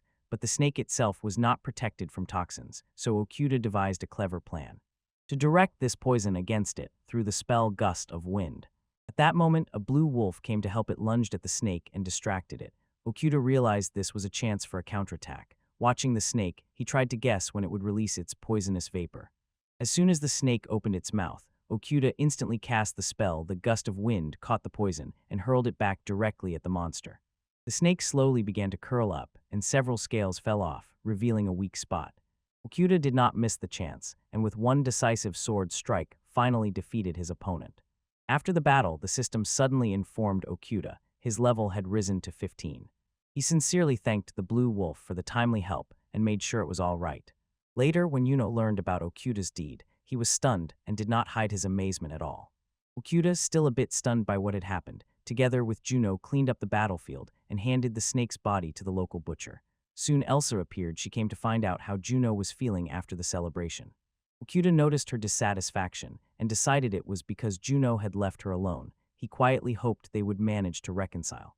Looking back at recent events, Okuda thoughtfully considered what could be made from snake skin, and he was troubled by the fact that a snake had appeared in these parts. He felt the dungeon was full of monsters again, and he couldn't drive them out alone. Okuda realized that this time he was just lucky without weapons. It could have ended very differently, so he pondered how to further strengthen his skills and magical power. Okuda boldly asked Kaizen-sei and Hansen-sei to train him. He remembered wind magic and decided, to become better, he needed more training and to gain experience. Okuda believed that if he mastered the basic skills perfectly, he could also master more complex magic, for example, creating tornadoes. Next, he decided to learn unarmed self-defense techniques. He also thought that a few martial arts moves wouldn't hurt. Kai showed him a few techniques. Okuda mentally exclaimed that he couldn't do it, asked to wait, and inwardly resented that no one appreciated how he had managed to live to his age. Okuda did not want to die while learning something new, but he felt it seemed he no longer had a choice. The system suddenly announced that Okikigo had acquired a new skill, Moonflip. He exhaled heavily, barely believing he succeeded on the first try. Okuda thought this world was truly unusual. He couldn't even imagine how much there was to learn here. Okuda convinced himself there was nothing to fear and decided to start with the basics of other elements magic. He noticed that the wind handled air kites perfectly. He recalled that there were only 6 elements: fire, water, wind, earth, light, and darkness. Previously, he hadn't thought that light magic could be so useful at night. He suddenly became curious how far he could go in studying light magic, and at that moment, he noticed the carcass had already been cut. The butcher enthusiastically assured him that this was the tastiest snake meat, and Okuda thanked him and cautiously asked if it was really that tasty, offering to buy it. He was sure that as soon as he found out where this dish was from, he would no longer want to eat it. He jumped up in surprise when he learned that the meat cost as much as 8 gold coins. He took with him the scales, fangs, and poisonous glands. The butcher said goodbye to him, and Okuda replied and thanked him for the help. He realized that the scaly armors were selling like hotcakes, so he decided to sell them to Margot. Okuda came to her home. Sarissa, seeing the scales, exclaimed in surprise, and Margot immediately said she would buy them. Sarissa objected, saying it was her thing, and Okuda, thinking they were a married couple, did not understand why there was a dispute between them, so he decided that the scales would be a wedding gift for them. Since they were on their honeymoon, he did not want to bother them and simply gave the scales for free. When he was about to leave, he told them about it. Sarissa asked him to wait and handed him a bottle. He realized that it was the same liqueur from the wedding. Although he said it was a gift, it would be impolite to refuse, so he gratefully accepted the liqueur and said goodbye, expressing that he would like to meet with them. Returning home, he smiled and thought, this clock is really very cool. Suddenly sleep overcame him. He thought that the day had really been eventful. Okuda was surprised that he was so tired. He hugged his puppy Ash and gently whispered to her that she was a good girl. Okuda, shining with joy, noticed that the fang of the ash wolf had become a wonderful decoration on his neck, and now he hopes that it will protect him. He grabbed the dagger in his hands, stared at the cold blade, and wondered what might happen to it next. Soon he decided the best thing was to enchant it with water, and at this thought a cheerful smile appeared on his face. He was pleased to realize that he had finally mastered the art of enchanting, although usually Margot did it. Suddenly Juno called Okuda. He flinched from surprise, admitted that he was scared, and asked what he was doing, but Juno only gestured towards what needed attention. At first Okuda was puzzled, but later deciphered the gestures and realized it was about drinks and some girl. He thought that Juno was calling him to a tavern, a place where you can meet girls or just relax. Juno explained that he was going home and would return in the evening. Okuda hesitantly agreed, although he still thought that everything happening was not at all like Juno's behavior. He began to suspect that something was wrong with his friend again. He clearly did not just want to sit with a glass, and Okuda remembered that he himself once did not mind drinking after a hard day's work. When evening covered the city and it got dark, he realized that he could not take the puppy Ash with him, so he left him at Sarasa's. Already in the city, he was convinced that he had done the right thing. Margot went into the store, and the conversation turned to the delivery of daggers. Margot thanked him, said that the store was still open, and invited him to come in. Okuda replied that he would return soon and went on. Margot only nodded in agreement and did not object. Sarasa was in her shop, and Okuda called her by name, trying to get her attention. He looked at her face. There was no joy, and he thought that he had probably come at a very bad moment. But as soon as Sarasa saw Ash, her face instantly blossomed. She warmly called the puppy by name, gently hugged him, and was touched by his fluffiness and good nature. Okuda asked her to look after the dog, explaining that he wanted to spend some time with friends. He thought that maybe he should have told the truth right away that they were going to the tavern. To explain everything, he showed with gestures that it would be fun there, with alcohol and possibly girls. Okuda noticed how Sarasa's facial expression changed and realized he had made an awkward mistake that she did not like at all. To ease the tension, he put down a coin, called it compensation, and again asked her to take care of the dog. Okuda finally caught up with Margot and Juno, thanked them for waiting, and noticed he had already started drinking. Margot invited him to join, and Okuda agreed, though he hesitated a little. He began to imagine that in the tavern he could finally relax and dare to try something new. The meeting place was a tavern called the Butterfly's Cradle. Okuda noticed that the room was arranged surprisingly simplino decorations. This surprised him, and he wondered if people really came here just to eat, because the place seemed familiar from memories of the past world. He did not expect to end up here, but since he had come, decided not to stand aside. He was stunned to realize each of them had his own girlfriend. They smiled and wished him success. Okuda did not immediately understand what exactly it meant. One of the girls invited him to sit next to her. He thought to himself that he had gotten a calm and beautiful companion. Okuda greeted her with a smile and gladly said he was glad to meet her, and the girl replied that it was already evening outside. He remembered that it had been dark around for a long time and felt a slight excitement. Since communication was difficult, Okuda suggested to the girl to correspond by letters. She agreed and wrote her name on paper, Urina. He offered her a treat as a sign of attention, and Urina politely thanked him. Okuda felt a little as if he were that accountant from the academy who during business trips abroad quickly grasped foreign words, but now everything turned out to be much more complicated than just learning a language. Okuda began to wonder, did Margot and Juno bring him here so that he would better learn the local language? But in his soul, a completely different hope was flickering. He was also curious about how their evening was going. Okuda turned back to Margot and suddenly saw something incredibly unexpected and strange that instantly caused an inner shock in him. Mentally, he noted that if Sarasa found out about this, he would definitely tear Margot to pieces, but later he decided that it was still Margot's personal matter. Okuda again returned to the conversation with Urena, turning over in his mind what else to talk about. Something interesting and unusual came to his mind, but suddenly the music stole his attention. His attention was caught by the bard singing, and he instantly became interested. What was this song about? Okuda continued corresponding with Yorna. Paper and pins became their voice. To understand what she wrote, he relied on his ability to evaluate, which allowed him to decipher the writing. He understood the main idea of the song. On a distant western mountain, a huge tree has been growing for 10,000 years, and in its roots hides a flower that glows with gold brighter than the sun. This flower is called Urian. This sacred tree is guarded by mighty divine creatures. According to an ancient legend, the nectar of this flower can cure any disease. By mixing this herb with other rare ingredients, one can create an elixir. For this, the herb arena, the healing plant melon, and a hair of a divine beast are also needed.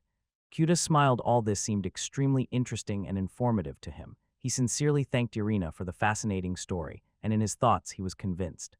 His guess was correct. The girls and bars really teach foreign languages wonderfully. He remembered that his friend had not lied about this place. When the meeting ended, the girls waved goodbye and invited them to come again, and Margot confidently promised that they would definitely return. Okuda also felt that he wanted to come here again to continue the conversation with Irina, and upon leaving the tavern, Margot asked if Okuda liked it. He gladly replied that the evening was wonderful. He thought that everything happened exactly as Margot and Juno had planned. They were worried about him because he hardly communicated with women, and Okuda understood if it weren't for their initiative, he would never have dared to come to such a place on his own. He was convinced, without the efforts of Margot and Juno, he would never have met Yurino. Okuda, with a kind heart, addressed the puppy named Ash, surprised by her appearance. At first, he didn't even understand how she ended up here. At that moment, Sarasa and Elsa appeared before him, and he realized everything had changed, so he said he was going home to sleep. But suddenly Sarasa grabbed him and Margot, and not letting them say a word, pulled them both home. Okuda mentally apologized to his friends because he felt that he was partly to blame for what had happened. He felt embarrassed. He didn't think he had done anything wrong, but the guilt wouldn't let go. He quietly reminded himself that he had the right to remain silent. Margot and Juno bowed to Sarasa, and Elsa, whether out of respect or remorse.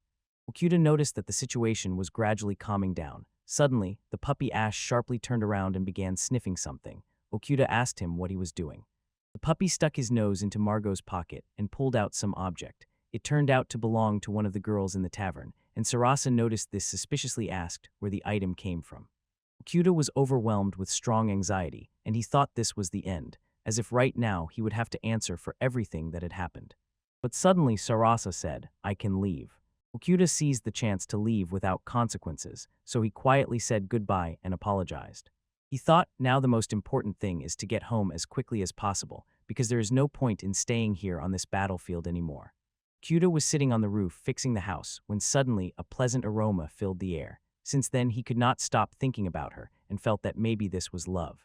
If so, it will pass quickly. He never stays in a romantic mood for long. Finished all the work and noticed it was already late and the tavern had just opened. Although his heart pulled him, he convinced himself that there was nothing in common between him and her. But he still really wanted to drink something tasty. The tavern had so many different drinks he dreamed of trying, and it was also high time to start learning the language. But still he decided to go to the tavern, although he felt it would bring nothing but trouble, yet he went anyway and even bought souvenirs that the girl really liked. She smiled and added that it was a great snack to go with drinks, and since then Okuda began to visit her often. He really enjoyed spending time with her. Even when he felt good, sometimes he returned to reality. He did not boast, but many women liked him at work, although he let no one into his heart. He saw how he hurt those who became close to him, and it hurt him so much that he began to hate himself. Now he can no longer act thoughtlessly in relationships. He wondered if Irina guessed his feelings. She gives herself even to a simple conversation, can have coffee with him and make him happy. He knows he would never leave her because she truly listens to his words. He is interested in this city and the whole world, and she is interested simply in hearing his thoughts. Maybe this is her way of enchanting men, but he feels that she really enjoys spending time with him. He did not take his eyes off her. She shone like a star, and he really wanted to learn more about her. He constantly said he wanted to get to know her better, to learn all her secrets, and in return promised to reveal his own. She agreed, and Okuda could not even imagine that time with her would turn out to be so pleasant. He returned home, thanked the man for taking care of Ash, and said he was glad everything was going well with Juno. The man smiled and offered to light a fire. It seemed as if late autumn had already come, and very soon such a frosty winter would arrive that the boys would see icy silver, dust in the air, so Okuda had to prepare for the severe cold. He said goodbye to Juno, and the man returned home and immediately got to work, thinking about what his gift would be like. He took a book and wrote down everything he saw today, confident that Jorna would be happy. She is very curious and could still add her recipes there, although it is not that important. At the end he signed that the book is dedicated to Jorna from Kegu Okuda. The boy understood that the girl might think he had no taste at all because of this homemade gift, but he still decided to see what would come of it. He lit the stove, and the house immediately filled with warmth. Now there was no need to worry about winter. Time passed and the boy visited Urina with a book. The girl was very surprised by such a gift. The boy was no less surprised, as he also received a book from her. Also a whole set of winter clothes that people wear here. He needed to change right away, and Okuda said that this clothing was very warm. Yorna said he looked great in it, and then asked if she could look at the book right now. As soon as she started reading, she immediately realized the book was incredible, and at that moment, Okuda understood that all his efforts were not in vain. The girl was impressed by the content of the book and read it with enthusiasm. She offered Okuda to read her book and gave him a grimoire, the basics of survival and ice magic. Explaining what was written, she stood very close, so the boy tried to concentrate on the text. There he learned to conjure ice and with a smile added it to the drink. The boy was wildly happy he succeeded. He mastered a new frosty skill. Then he realized skills can be obtained directly from books. Finally, he understood how Urena makes ice in the form of small stones and decided to try this magic himself. But as with other spells, everything depended on how much strength and time you put in, even if you act according to the book. He added ice to Urena's glass. She smiled and thanked him, suggesting they read the book together, and Okuda was glad he really liked this book, and it was nice that it was noticed. It seemed that he hardly spent any time with her, but with Urena the hours flew by unnoticed. Everything was simple and calm. Later he returned to Juno, thanked the guys who took care of his pet, and went home again. It was already night, so he lay down on the bed, and it seemed to him that he was avoiding people precisely because of the boss's words. Being late is the same sin as murder.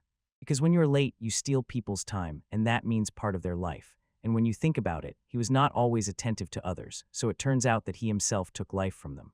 But in this world, he did not feel anything like that at all. Communication with Juno, Margot, Sarasa, and Elsa sometimes slowed him down a bit, but perhaps that is what true friendship is, and after that his thoughts returned again to Irina. He pondered and suddenly realized, the point is not to take someone's life, but to share your own with others. Maybe that is his calling. He had just said something very romantic, but he himself stood confused and did not understand what was happening to him. The more he thought about the girl, the more he felt as if he was lost in some tangled labyrinth, and if someone asked whether he liked her or was annoyed by her, he would answer that he liked her. He just could not understand why love was so complicated. While he was thinking, he suddenly found himself in the city and did not quite understand how it happened he came here to buy winter clothes, although the real cold had not yet come. But while he was in the city, he decided to give Urena another gift. And it was a water dagger. The girl asked if he was really sure that he wanted to give it to her and promised to take care of this item. Suddenly, someone began to disturb them with their voices. Okuda decided that next time he should take some weapon with him. He could not ask the girl for such a thing, but curiosity was biting whether other visitors gave her something, and his heart grew heavy. He trained during the day because he still felt weak, but promised himself to practice more to become stronger. He saw that his favorite was scratching the wall and decided to look what was there. If suddenly there was a monster behind the wall, he could aim from above. And indeed behind the wall was a monster bear, but not the usual kind. Okuda applied his assessment to it. Turned out the red bear grizzly, a rare autumn species with red fur. If this was a creature of the fire element, water should work well against it, so he began loading the crossbow with arrows and aiming. He fired and hit it, but never found out if he killed it. He saw nothing. The grizzly caught fire with a dazzling light, and at that moment the animal came very close, but Okuda managed to shoot it in the head. His level jumped, and now he could prepare food from this bear. It was incredibly tasty. For the first time he tasted such fresh bear meat, and it turned out to be softer than ordinary bears on earth. He also made a potion with an egg, and could not resist, drank from the bottle, and felt his body become lighter. Idru's potion restored even lost body parts, the most powerful restorative tincture Okuda had, but he did not want to drink it at all, and when he found out what it was made of, he asked Sarasu to sew a blanket from bear skin and began to get ready for the city. He took a small bottle with him, brought Sarasa the skin and asked her to take care of it, but in fact he came to the city with another matter. He needed to visit one house, and when he approached it, his heart fluttered with excitement. He stood near Mr. Bowerin's house. Tony, the guard, recognized him. Okuda said he came to the master. They led him to him. They entered the master's office, and Kegu was asked to look out the window. There he saw the master himself, who seemed to have a lot of free time, as if already retired. Tony told the boy he would meet him right after the walk. The boy immediately took out the bottle, a potion for healing body parts, also known as Guru's potion, and wondered if it would work at all. Bearun came to the office, and he and the guard froze in amazement. The elixir really existed. Tony suggested drinking it, but Kigo felt that this drink was too valuable to drink just like that, and he knew. If he hid it, the horrors would not give him peace. Byron immediately felt his strength returning again. And Keigo was right, the master's hand really healed. Thanks to this potion, he would no longer feel defenseless, and it was better not to tell him what exactly it contained. Now Keigo had finished all the tasks in this house. He was already about to go home, but Byron stopped him and snapped his fingers. Refusing a gift would be rude, so it was better to accept it with joy in this world. You can't survive otherwise. Money was also needed because there were no markets here, and people still did not understand what he meant. Winter was already approaching, and Keigo was upset by the thought of many more encounters with monsters. He scratched Ash, who was also afraid of the cold, and decided instead of worrying to wait for the snowfall, play snowballs, and then dress up as Santa and give something to Urina. In this world, Christmas was hardly celebrated, and when it was, only with family. The boy suddenly really wanted to know, was his blanket ready yet? He went to the store, picked up his blanket, and said to the girl, "Keep the change." Actually, it was Keigo's money. He just couldn't stand counting change. It was a hassle for him, and he didn't want to explain anything, so he just took the money and went back home. At home, the stove was already burning. He wrapped himself in the blanket and felt the warmth here. Now he was sure he would survive this winter. He was playing with Ash when suddenly there was a knock at the door. Juno and Elsa were at the threshold. It seemed they came alone for the first time, and the boy still had some bear meat left, so he decided to treat the girls. Everyone really liked it if Keigo was not mistaken. Elsa did not drink, so he poured her juice and took drinks for himself and Juno. He thought it would be hard not to drink when working in a tavern. Suddenly, the guys simultaneously turned to Keigo. It seemed both wanted to say something to him. We decided to speak first and directly asked the boy if he was dating Urina. Keigo thought the guys came exactly for this question. Everything was confusing, so we dodged the answer and asked ourselves what they were even talking about. Everyone understood him and fell silent. Time passed. The guys began to disperse, and he had not gone to the tavern last night, but everything was fine because it was not necessary to go there. He decided to tidy up the house a bit because during the snowfall it was impossible to get water, but he could melt the ice that accumulated, and that way fill the bath much faster. There was enough water and supplies, so today he could calmly take a bath, and that was exactly what the man did. Romance in movies and in real life are actually very different. To be happy together, you have to try every day. For example, Keigo spent the whole day installing the bath and thinking over everything that happened, and now a new cool day had come. The boy worked at a construction site and complained that the boss kept talking about compromises because he was not yet married, but doesn't that mean giving yourself up for others? He believes he has the right to decide how to live on his own. Surviving is much more important than romantic relationships. Love is a complicated thing, and the world is full of monsters. It was interesting to think, if the dragon attacks again, will he be able to protect Urina? Even protecting himself is difficult. Surely, she needs someone stronger than him. He gave Margot a dagger. He signed several documents and set off again. Walking down the road, he suddenly plunged into thoughts. Why was he so confused and didn't know what to do next? When he did nothing, he felt ordinary and again wanted to withdraw from everyone. If you think about it, his only entertainments were bathing, eating, fishing, and writing. There was no internet or games here, and at that time people communicated only in person, but when everything started to develop and the opportunity to communicate with people from all over the world appeared, it had the opposite effect. He was used to something else before. A few words and the conversation was over. It was easier to hide the heart from others' feelings. But when it comes to love, the soul becomes heavy because pain in the heart arises precisely through love, so people often choose the path without suffering. After all, everything started with our ancestors at those moments, when the heart works at the limit of its capabilities. It is then that a person truly feels their love. Because of this, birth rates also fall. People simply find it hard to marry, and Keigo thought so much about urine that he believes his heart is already at the limit, and then his mind begins to resist. He loved her, but in his thoughts he constantly contradicted himself. Such behavior became habitual, and only alone did he realize that he should already feel better. When he immersed himself in himself, he felt, there is no person in the world unhappier than him. Meanwhile, in the tavern, the guys were having a good time and drinking, when suddenly Urina ran out. Apparently, she had some trouble. Kazuo was sitting in nature and fishing. In the reflection on the water, he saw himself and thought he looked like a corpse, and as always remained confused and didn't know what to do. In this world, he is a true white crow, different from others everywhere. He thought that a change of scenery would be useful to him. He himself did not understand how he ended up by the river and then returned back. It was sad. But as long as he is alive, it means he must eat and continue to take care of his affairs. He prepared fish. Its roe could be salted and then cooled together with ice cream. He knew how to make a cod appetizer. There was chili in the shed, and if they were marinated together with the roe, a new interesting taste would come out. But when he went outside, he saw Ash barking at the fence. He saw the girls open the fence. They rushed inside, and the boy asked what happened. Ash thought that they were probably being chased by monsters, so he did not want to get into trouble. He closed the fence behind him and said it was better to go inside the house. The girls thanked him for the help, and Keigo just shrugged. He did not understand what was going on. When the girls began to undress, the boy intervened. You shouldn't relax like that in a stranger man's house, and asked them to put their fur coats back on.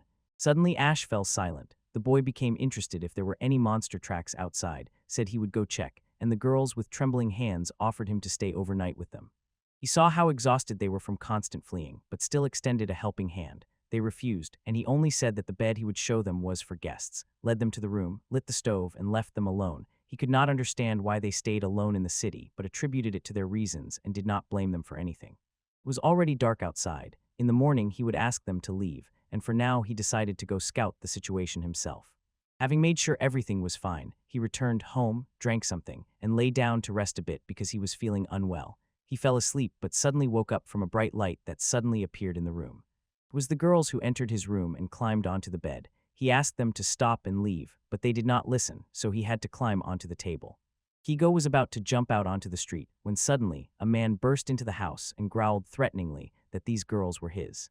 Kigo froze in complete confusion and did not understand what was happening, and the man immediately asked where the potion had gone. Kigo could not comprehend how he knew about the partial effect potion, and if the potion meant was the one that healed the right hand of that nobleman, then it turned out that someone had spilled the beans. The man rushed at Kigo, but he set his hair on fire and drove him out of the house. Kigo thought that this man could have been sent by Heinrich. The man fled and Kigo stood lost in thought, not knowing what to do next. He looked at the girls and felt that he did not understand what was happening at all, and did not know when it was right to let them out into the cold. Just then, he noticed a cart with Margot behind the fence. The boy could not even imagine that he would meet them right here.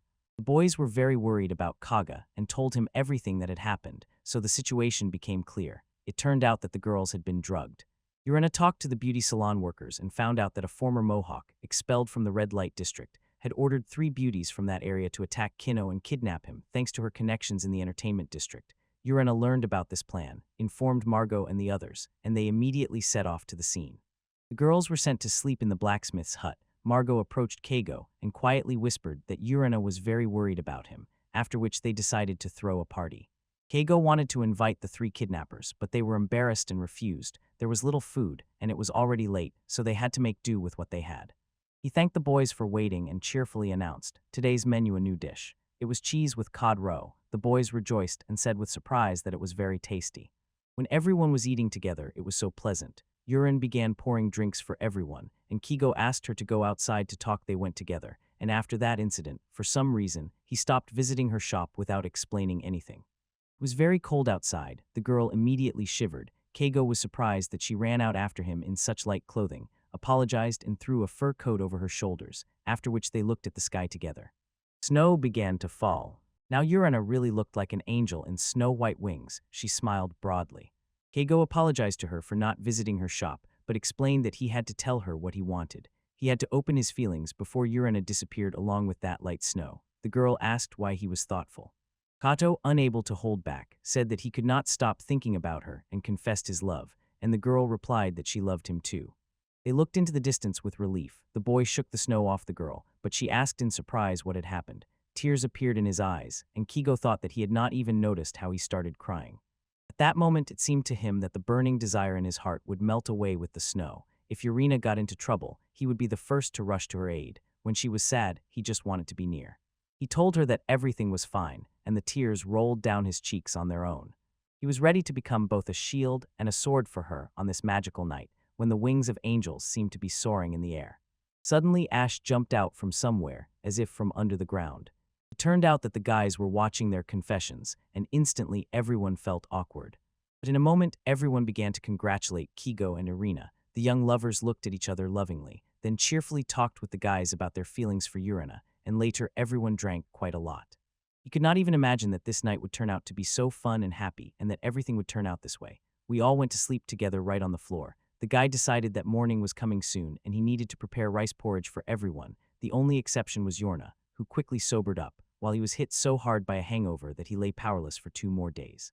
In the morning, everyone was already bustling, getting ready to leave. Everyone had their own affairs. The guy said goodbye to Keigo and gave Yorna a blanket. He learned a few words in the local language. Yorna also memorized a few Japanese words, and both were a little happy about it. Everyone agreed to meet later and said goodbye. Keigo was left alone, but he started sneezing, and Ash calmed him down, saying everything was fine. It was already time to go back home. Only a few hours had passed since everyone left, and Keigo already missed Urena. He felt very lonely, so Kaga quickly packed his things and ran out onto the street. I set out on the road, and on the way thought about whether Urena still worked at that place. He was sure that she was already used to dealing with drunk men, and just imagining it made him angry. He understood that she was free to do whatever she wanted, and interference would mean restricting her freedom, and he knew that it was not a very good idea. But now he no longer controlled his emotions, although he understood that acting impulsively was not worth it. He could do nothing with himself and still came to the tavern. Margot and the rest were already asleep. It was midnight, and he did not want to wake them, so he did not call. He approached the tavern door himself, but shame gripped him. He had traveled a long way and was almost at the place, and he was so worried that he did not even notice his own anxiety. But if there was a moment in his life when he needed to act, it was right now. He opened the door and went inside. His eyes immediately fell on Yorna, the one everyone looked at with admiration, and the boy instantly took her aside so no one would bother her. He begged her not to be afraid. The girl felt his anxiety and thanked him, but the visitors were not happy at all about his appearance. He started barking, and all the girls gathered around him, touched. They took turns touching him and smiling, saying that he was their little fluffy client. Keigo thought that they really loved animals here. Ash was popular everywhere. He went like a true talisman of this place. Urena showed Keigo where they would sit and began pouring drinks. But suddenly a woman approached them. She always seemed to him to be the boss here, and he felt a pang of danger, so he decided not to argue and was even glad when she just greeted them, because he was afraid she would get angry that he came with a dog. The bandits entered the building, saw Urena, and immediately approached her. Keigo felt it was better not to get involved with such people, but they themselves headed towards him, and one of the men pointed at his head and muttered something in the local language. The boy immediately recognized the same guy with the mohawk whom he had set on fire. He felt sorry for the guy because of his hair, but Urena was working here, so it was necessary to resolve things peacefully to avoid causing her even more problems. He had almost nothing left because he had given most to the nobleman. He took a bottle of potion from his pocket and offered the boy to drink it. He himself was not sure if the potion would help restore the hair, but the boy drank it anyway. The mohawk grew back again, and Keigo seemed to have seen this somewhere before the hair became even longer than it was. Everyone was happy for this man. He had hair again. The young man thought that finally he could relax and calmly drink with Urena, but suddenly the man grabbed Urena's hand and said that their conversation was not over yet. The boy jumped up and set his hair on fire again with a fiery sword. The woman hit him in the stomach. He fell to the ground, and Keiko thanked the woman. He asked Urena if everything was okay. He did not even suspect that she was also in danger and that working here had become unsafe.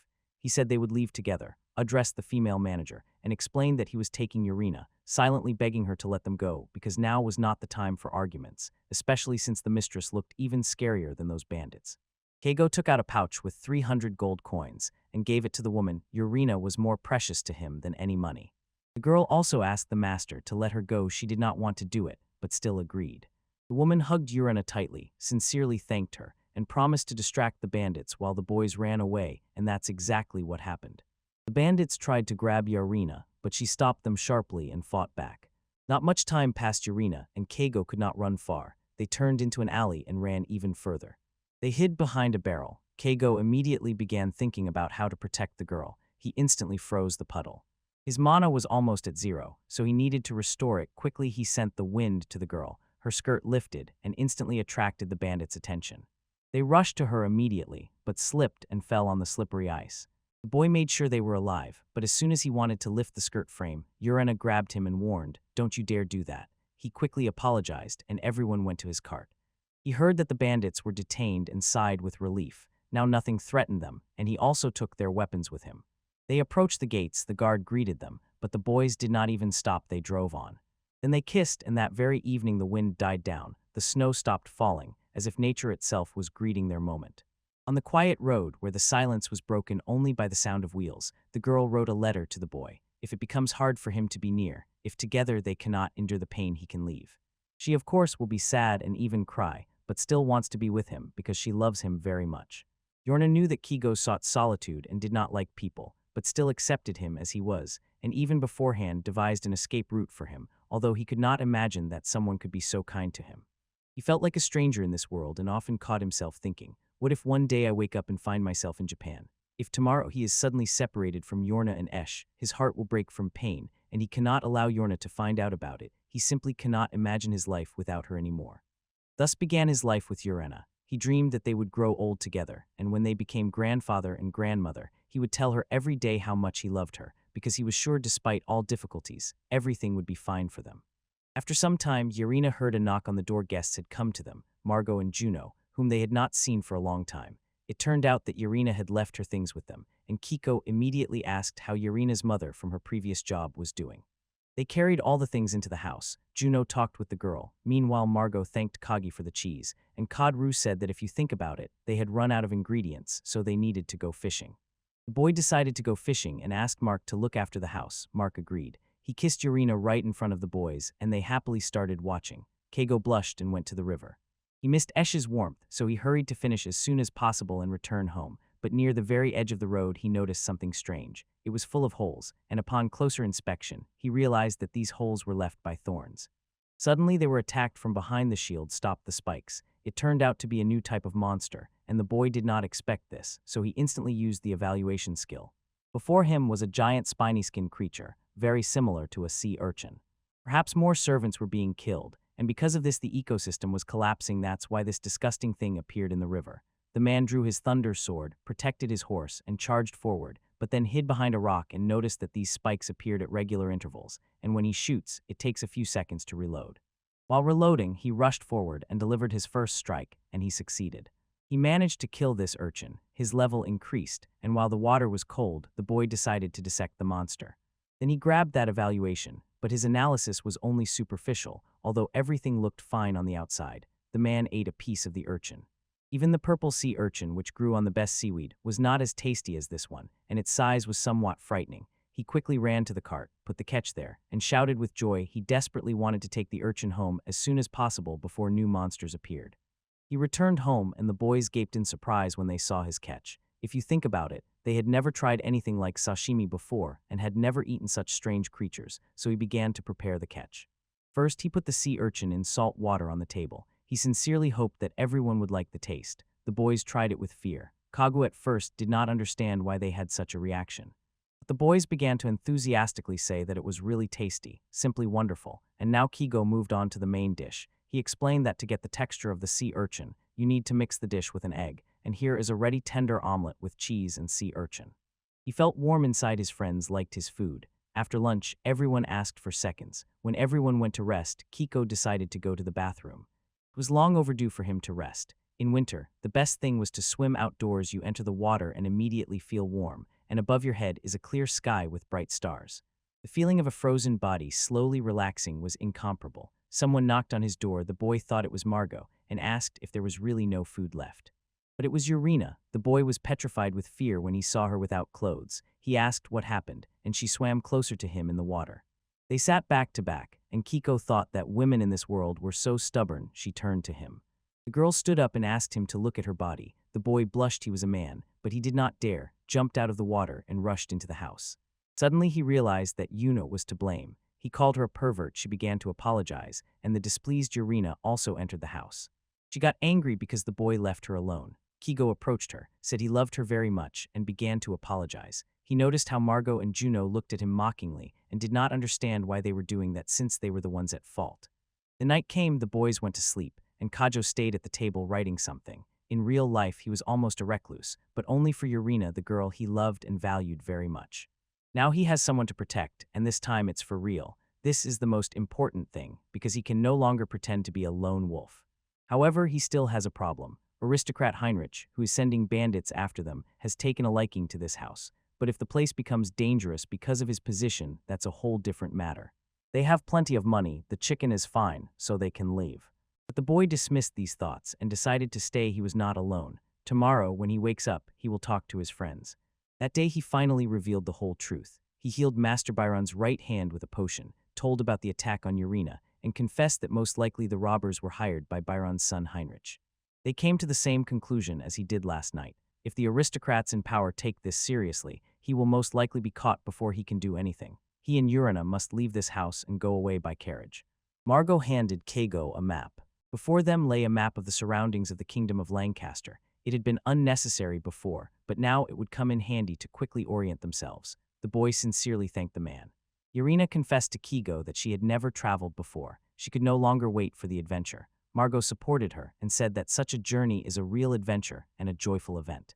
He will definitely go get rid of this Henry and then come back for him, but for now they can calmly enjoy the trip with Urina, and later they will sort everything out. Kigo thanked Margot and said that since everything was decided, they could pack their things. The chickens will be given to a farmer who is acquainted with Sarasu.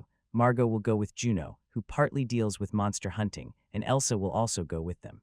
Kigo did not want to cause them extra trouble, but it was important for him to make sure everyone said goodbye. While he was fussing with his things, the boy wrote a letter to his best friends and asked them to read it alone, and there was one more important matter. He had to set off on the road with Jairna and had to act. Kvitka gave it to her as a gift, and the girl did not even realize what it meant. He promised to love her all his life and always be her shield from any danger. After that, he froze in thought had he really said everything correctly, but no words would be enough to describe her beauty. She, with tears in her eyes, replied that she would love him all her life, because for her, he was the sun that shines every day. He repeated the oath that Sarasa taught him, a sign of a happy marriage. Before fleeing, he gave her a special flower, a symbol of the wedding just for the two of them.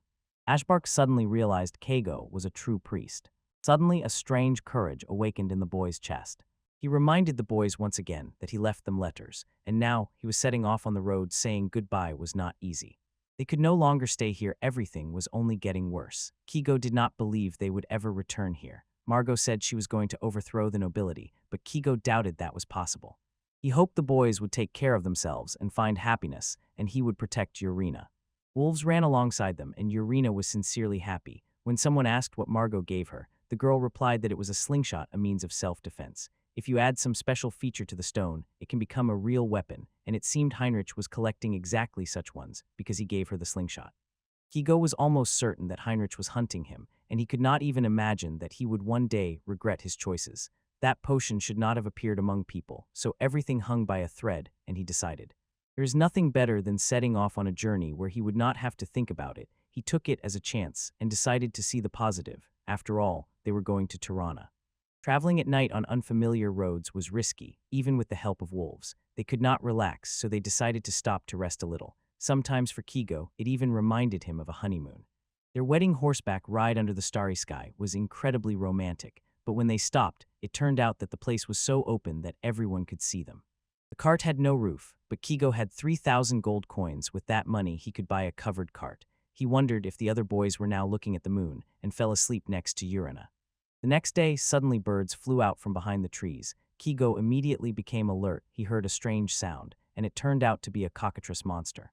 Yorna rushed to cover him, but he stopped her. It was too risky. She had to step back. He felt he was no longer alone and that together they had a chance to survive. The monster had not noticed them yet, but he decided to assess the situation just in case and new information appeared. Kago cast a spell. Wolves appeared, and he ordered them to attack the cockatrice and eat it. Now the monster could not attack because it was restrained. Next time he shot a poisonous arrow to surely kill it, and it really worked. Now only finishing off the monster remained. His summoned creature had already lunged at the monster, and the cockatrice was about to release its poisonous breath. The boy shouted to the blue wolf to retreat. But the wolf did not manage to do anything. Kago realized things were bad, and just then Yorna came to help. They both rushed at the monster. Suddenly Kiko's level jumped, but he was not in the mood to celebrate. He poured detox potion straight into the wolf's mouth. He thought it would help, but in vain. Nothing worked. They dug a grave for him, and Kagel personally buried him. He thanked him for protecting them and wanting to be with them until the very end. He did not feel weak. On the contrary, he was filled with strength, as if it was a festive return of a hero.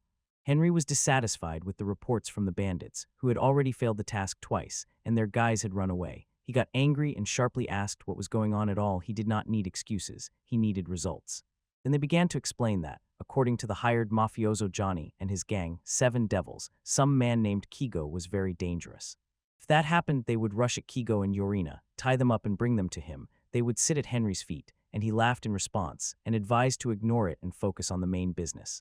The man rang the bell. The servant quickly appeared. He was ordered to call the captain to the office. They also added that the captain should gather about 50 people and assured the master that he could be relied upon. Henry thought that since Jill would be there in person, Kigo was unlikely to stay alive today. If they took his girlfriend hostage, he would have nothing left but to make a potion to restore body parts. Moreover, he had already arranged with the Church Inquisition for a separate torture chamber. He would make the guys regret everything, and they should no longer count on a good life. But as with the dagger, someone would still rise. They had completely seized power in the city council, and even won over the very influential guild master of adventurers Shulag. Now Henry felt that he was no longer a toy in his father's hands. Executing or imprisoning them would be risky, it would ruin his reputation, so he decided at least to drive his father's henchmen out of Leicester, and then house arrest should settle the matter. Hans decided that, for a start, Donnie and others could drive his father's assistants out of the city. That day, Kago sent a letter to each of the boys. In it, he clearly wrote that reading other people's letters was strictly forbidden. In the message to Margan, he honestly admitted that it might sound strange, but he was writing to him specifically, informed that he planned to overthrow Henry, hoping that Margan would not take it too seriously. Everything would be fine with Urin, and if something went wrong, they would just flee in the opposite direction. When he first found himself in this world, Margot gave him weapons and armor for free, for which he was very grateful. Without this help, the monsters would have killed him long ago, so since then he visited Margot at every opportunity. It was a bit annoying but also pleasing, because he himself was sometimes reserved. He appreciated that Margot was always nearby and tried to support him, and although he said nothing, he felt this is what helped him survive. The man asked Margot to take care of everyone in Leicester, especially the adventurers, because their lives depended on the dragon's anvil. He sincerely wished happiness to her and Sarasa, and asked that Sarasa and Elsa not find out about his worries about returning to Leicester. He did not like to talk much. So he left everything as it was, and hoped that Margot would understand him. Crumpling the letter, the man wished Kigo to take care of himself. And there was also a postcard to John. Kago admitted that he was embarrassed to talk about this face-to-face, told Margot that he felt as if he would never return to Leicester. That was why he wrote to John. He believed he owed John, since together they defeated the basilisks and he himself would never have managed. It was hard, but when everything worked out, he felt great. When he fell in love with Sars, he felt so exhausted and depressed that he had no idea what to do next, but he was sincerely glad when he met Elsa. Now he was going to head north, to the city of Tarrant, and then travel further and protect Urina. Until she was safe, he knew well that a man must take care of the woman he loves. Therefore, he apologized and honestly admitted that he would gladly stay with them forever if circumstances allowed, asked to take care of everyone, especially Lester, and assured that there was nothing to worry about with Urina. He would definitely be happy. And finally, he asked not to get involved in unnecessary adventures and not to make Elsa cry, on the contrary, to make her happy, and also not to tell Sarasa and Elsa that he might not return, because they would definitely start discussing it. His cabin in the forest would come in handy for them if they needed to go there. Let them use it. He could live with Elsa, and he left the key with Sarasa and said goodbye to him. John said he would definitely help and wished luck in the first big adventure. Kigo also wrote to Sars. He said that maybe she was worried because he might not be able to return to Leicester, but promised to definitely come back, and that Ash, whom she cared for so much, would miss her. When he first got here, she made a deal with him for her own sake, and it was she who, when he still did not understand what was good and what was bad, kindly introduced him to the Adventurers Guild. Without her, he would not have survived long ago. He told her that the raw sea urchin he ate yesterday actually turned out to be an egg from a water monster's nest. He wanted to treat Juno and Elsa with it, but probably soon it would not be possible. These eggs lie in the river where he used to go, so she could ask Margot and Juno to bring them to her. Their weakness is lightning, and he also asked to warn about the spikes, because they attack the enemy every 3 seconds, and he wrote so much that it was hard to retell everything, so he leaves it without abbreviations. Eliza was always kind to him, so he would definitely return to Leicester to find out how she was doing. She could use his cabin together with Juno whenever she wanted, and he did not mind if they stayed there to live. Juno always drags her into adventures, so he would be grateful if Eliza looked after her and did not worry too much. Eliza always cared about Ash, and he was sorry that now they would not meet for a long time, but that was fate. The girl showed the letter to Juno, and he quietly said that he understood what she had written. Kagu smiled and wished them happiness, but was not going to say goodbye. Juno turned to Elizabeth and said that he would sometimes help with cleaning and spend time with her. Margot was broken with grief and called Kago a misanthrope who even refused to live in Leicester. He did not understand how he would survive without their support. The man was in despair and believed that Kago should be free. He began to write a letter to Master Baron and all acquaintances, because only one thought was spinning in his head: to defeat Henry and save his friends. But Ash said in his own language that the valuable name was given to him by the Master. He sees the color of the creature's soul because a spot appears on its body. The Master and Yarina Todger, their soul shines brightly like a flame. Now that Master and Yarina are together again, his soul shines even brighter than before. Saying goodbye to Sarah and Elsa was painful. Their memories still warm his heart, but now he gladly dives into joyful adventures with Uncle Blue Wolf. Uncle Blue Wolf taught him many things, explained which way to go and where the villages are, and also told about the village of Vavki. There grows a giant sacred tree over 10,000 years old, and when a wolf dies, its soul merges with this tree, and it becomes a heroic spirit. That is why wolves are so brave. They can challenge even the strongest enemies. A new leader must grow gradually and not rush, but next time he needs to learn to speak well. The wolf was very kind, sometimes strict, and always courageous.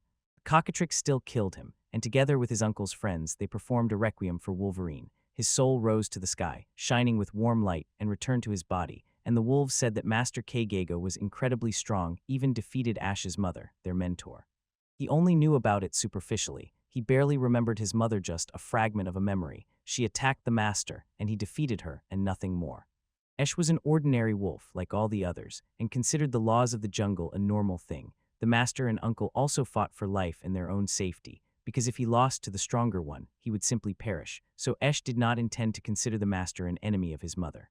He's not just strong, he is also kind, with a very good soul, so he will continue to fight for his mother and uncle, who are sitting in the tree watching Esh. He will also fight for his master, and the wolves see that the little one has become stronger and understand. They have done everything they could for him.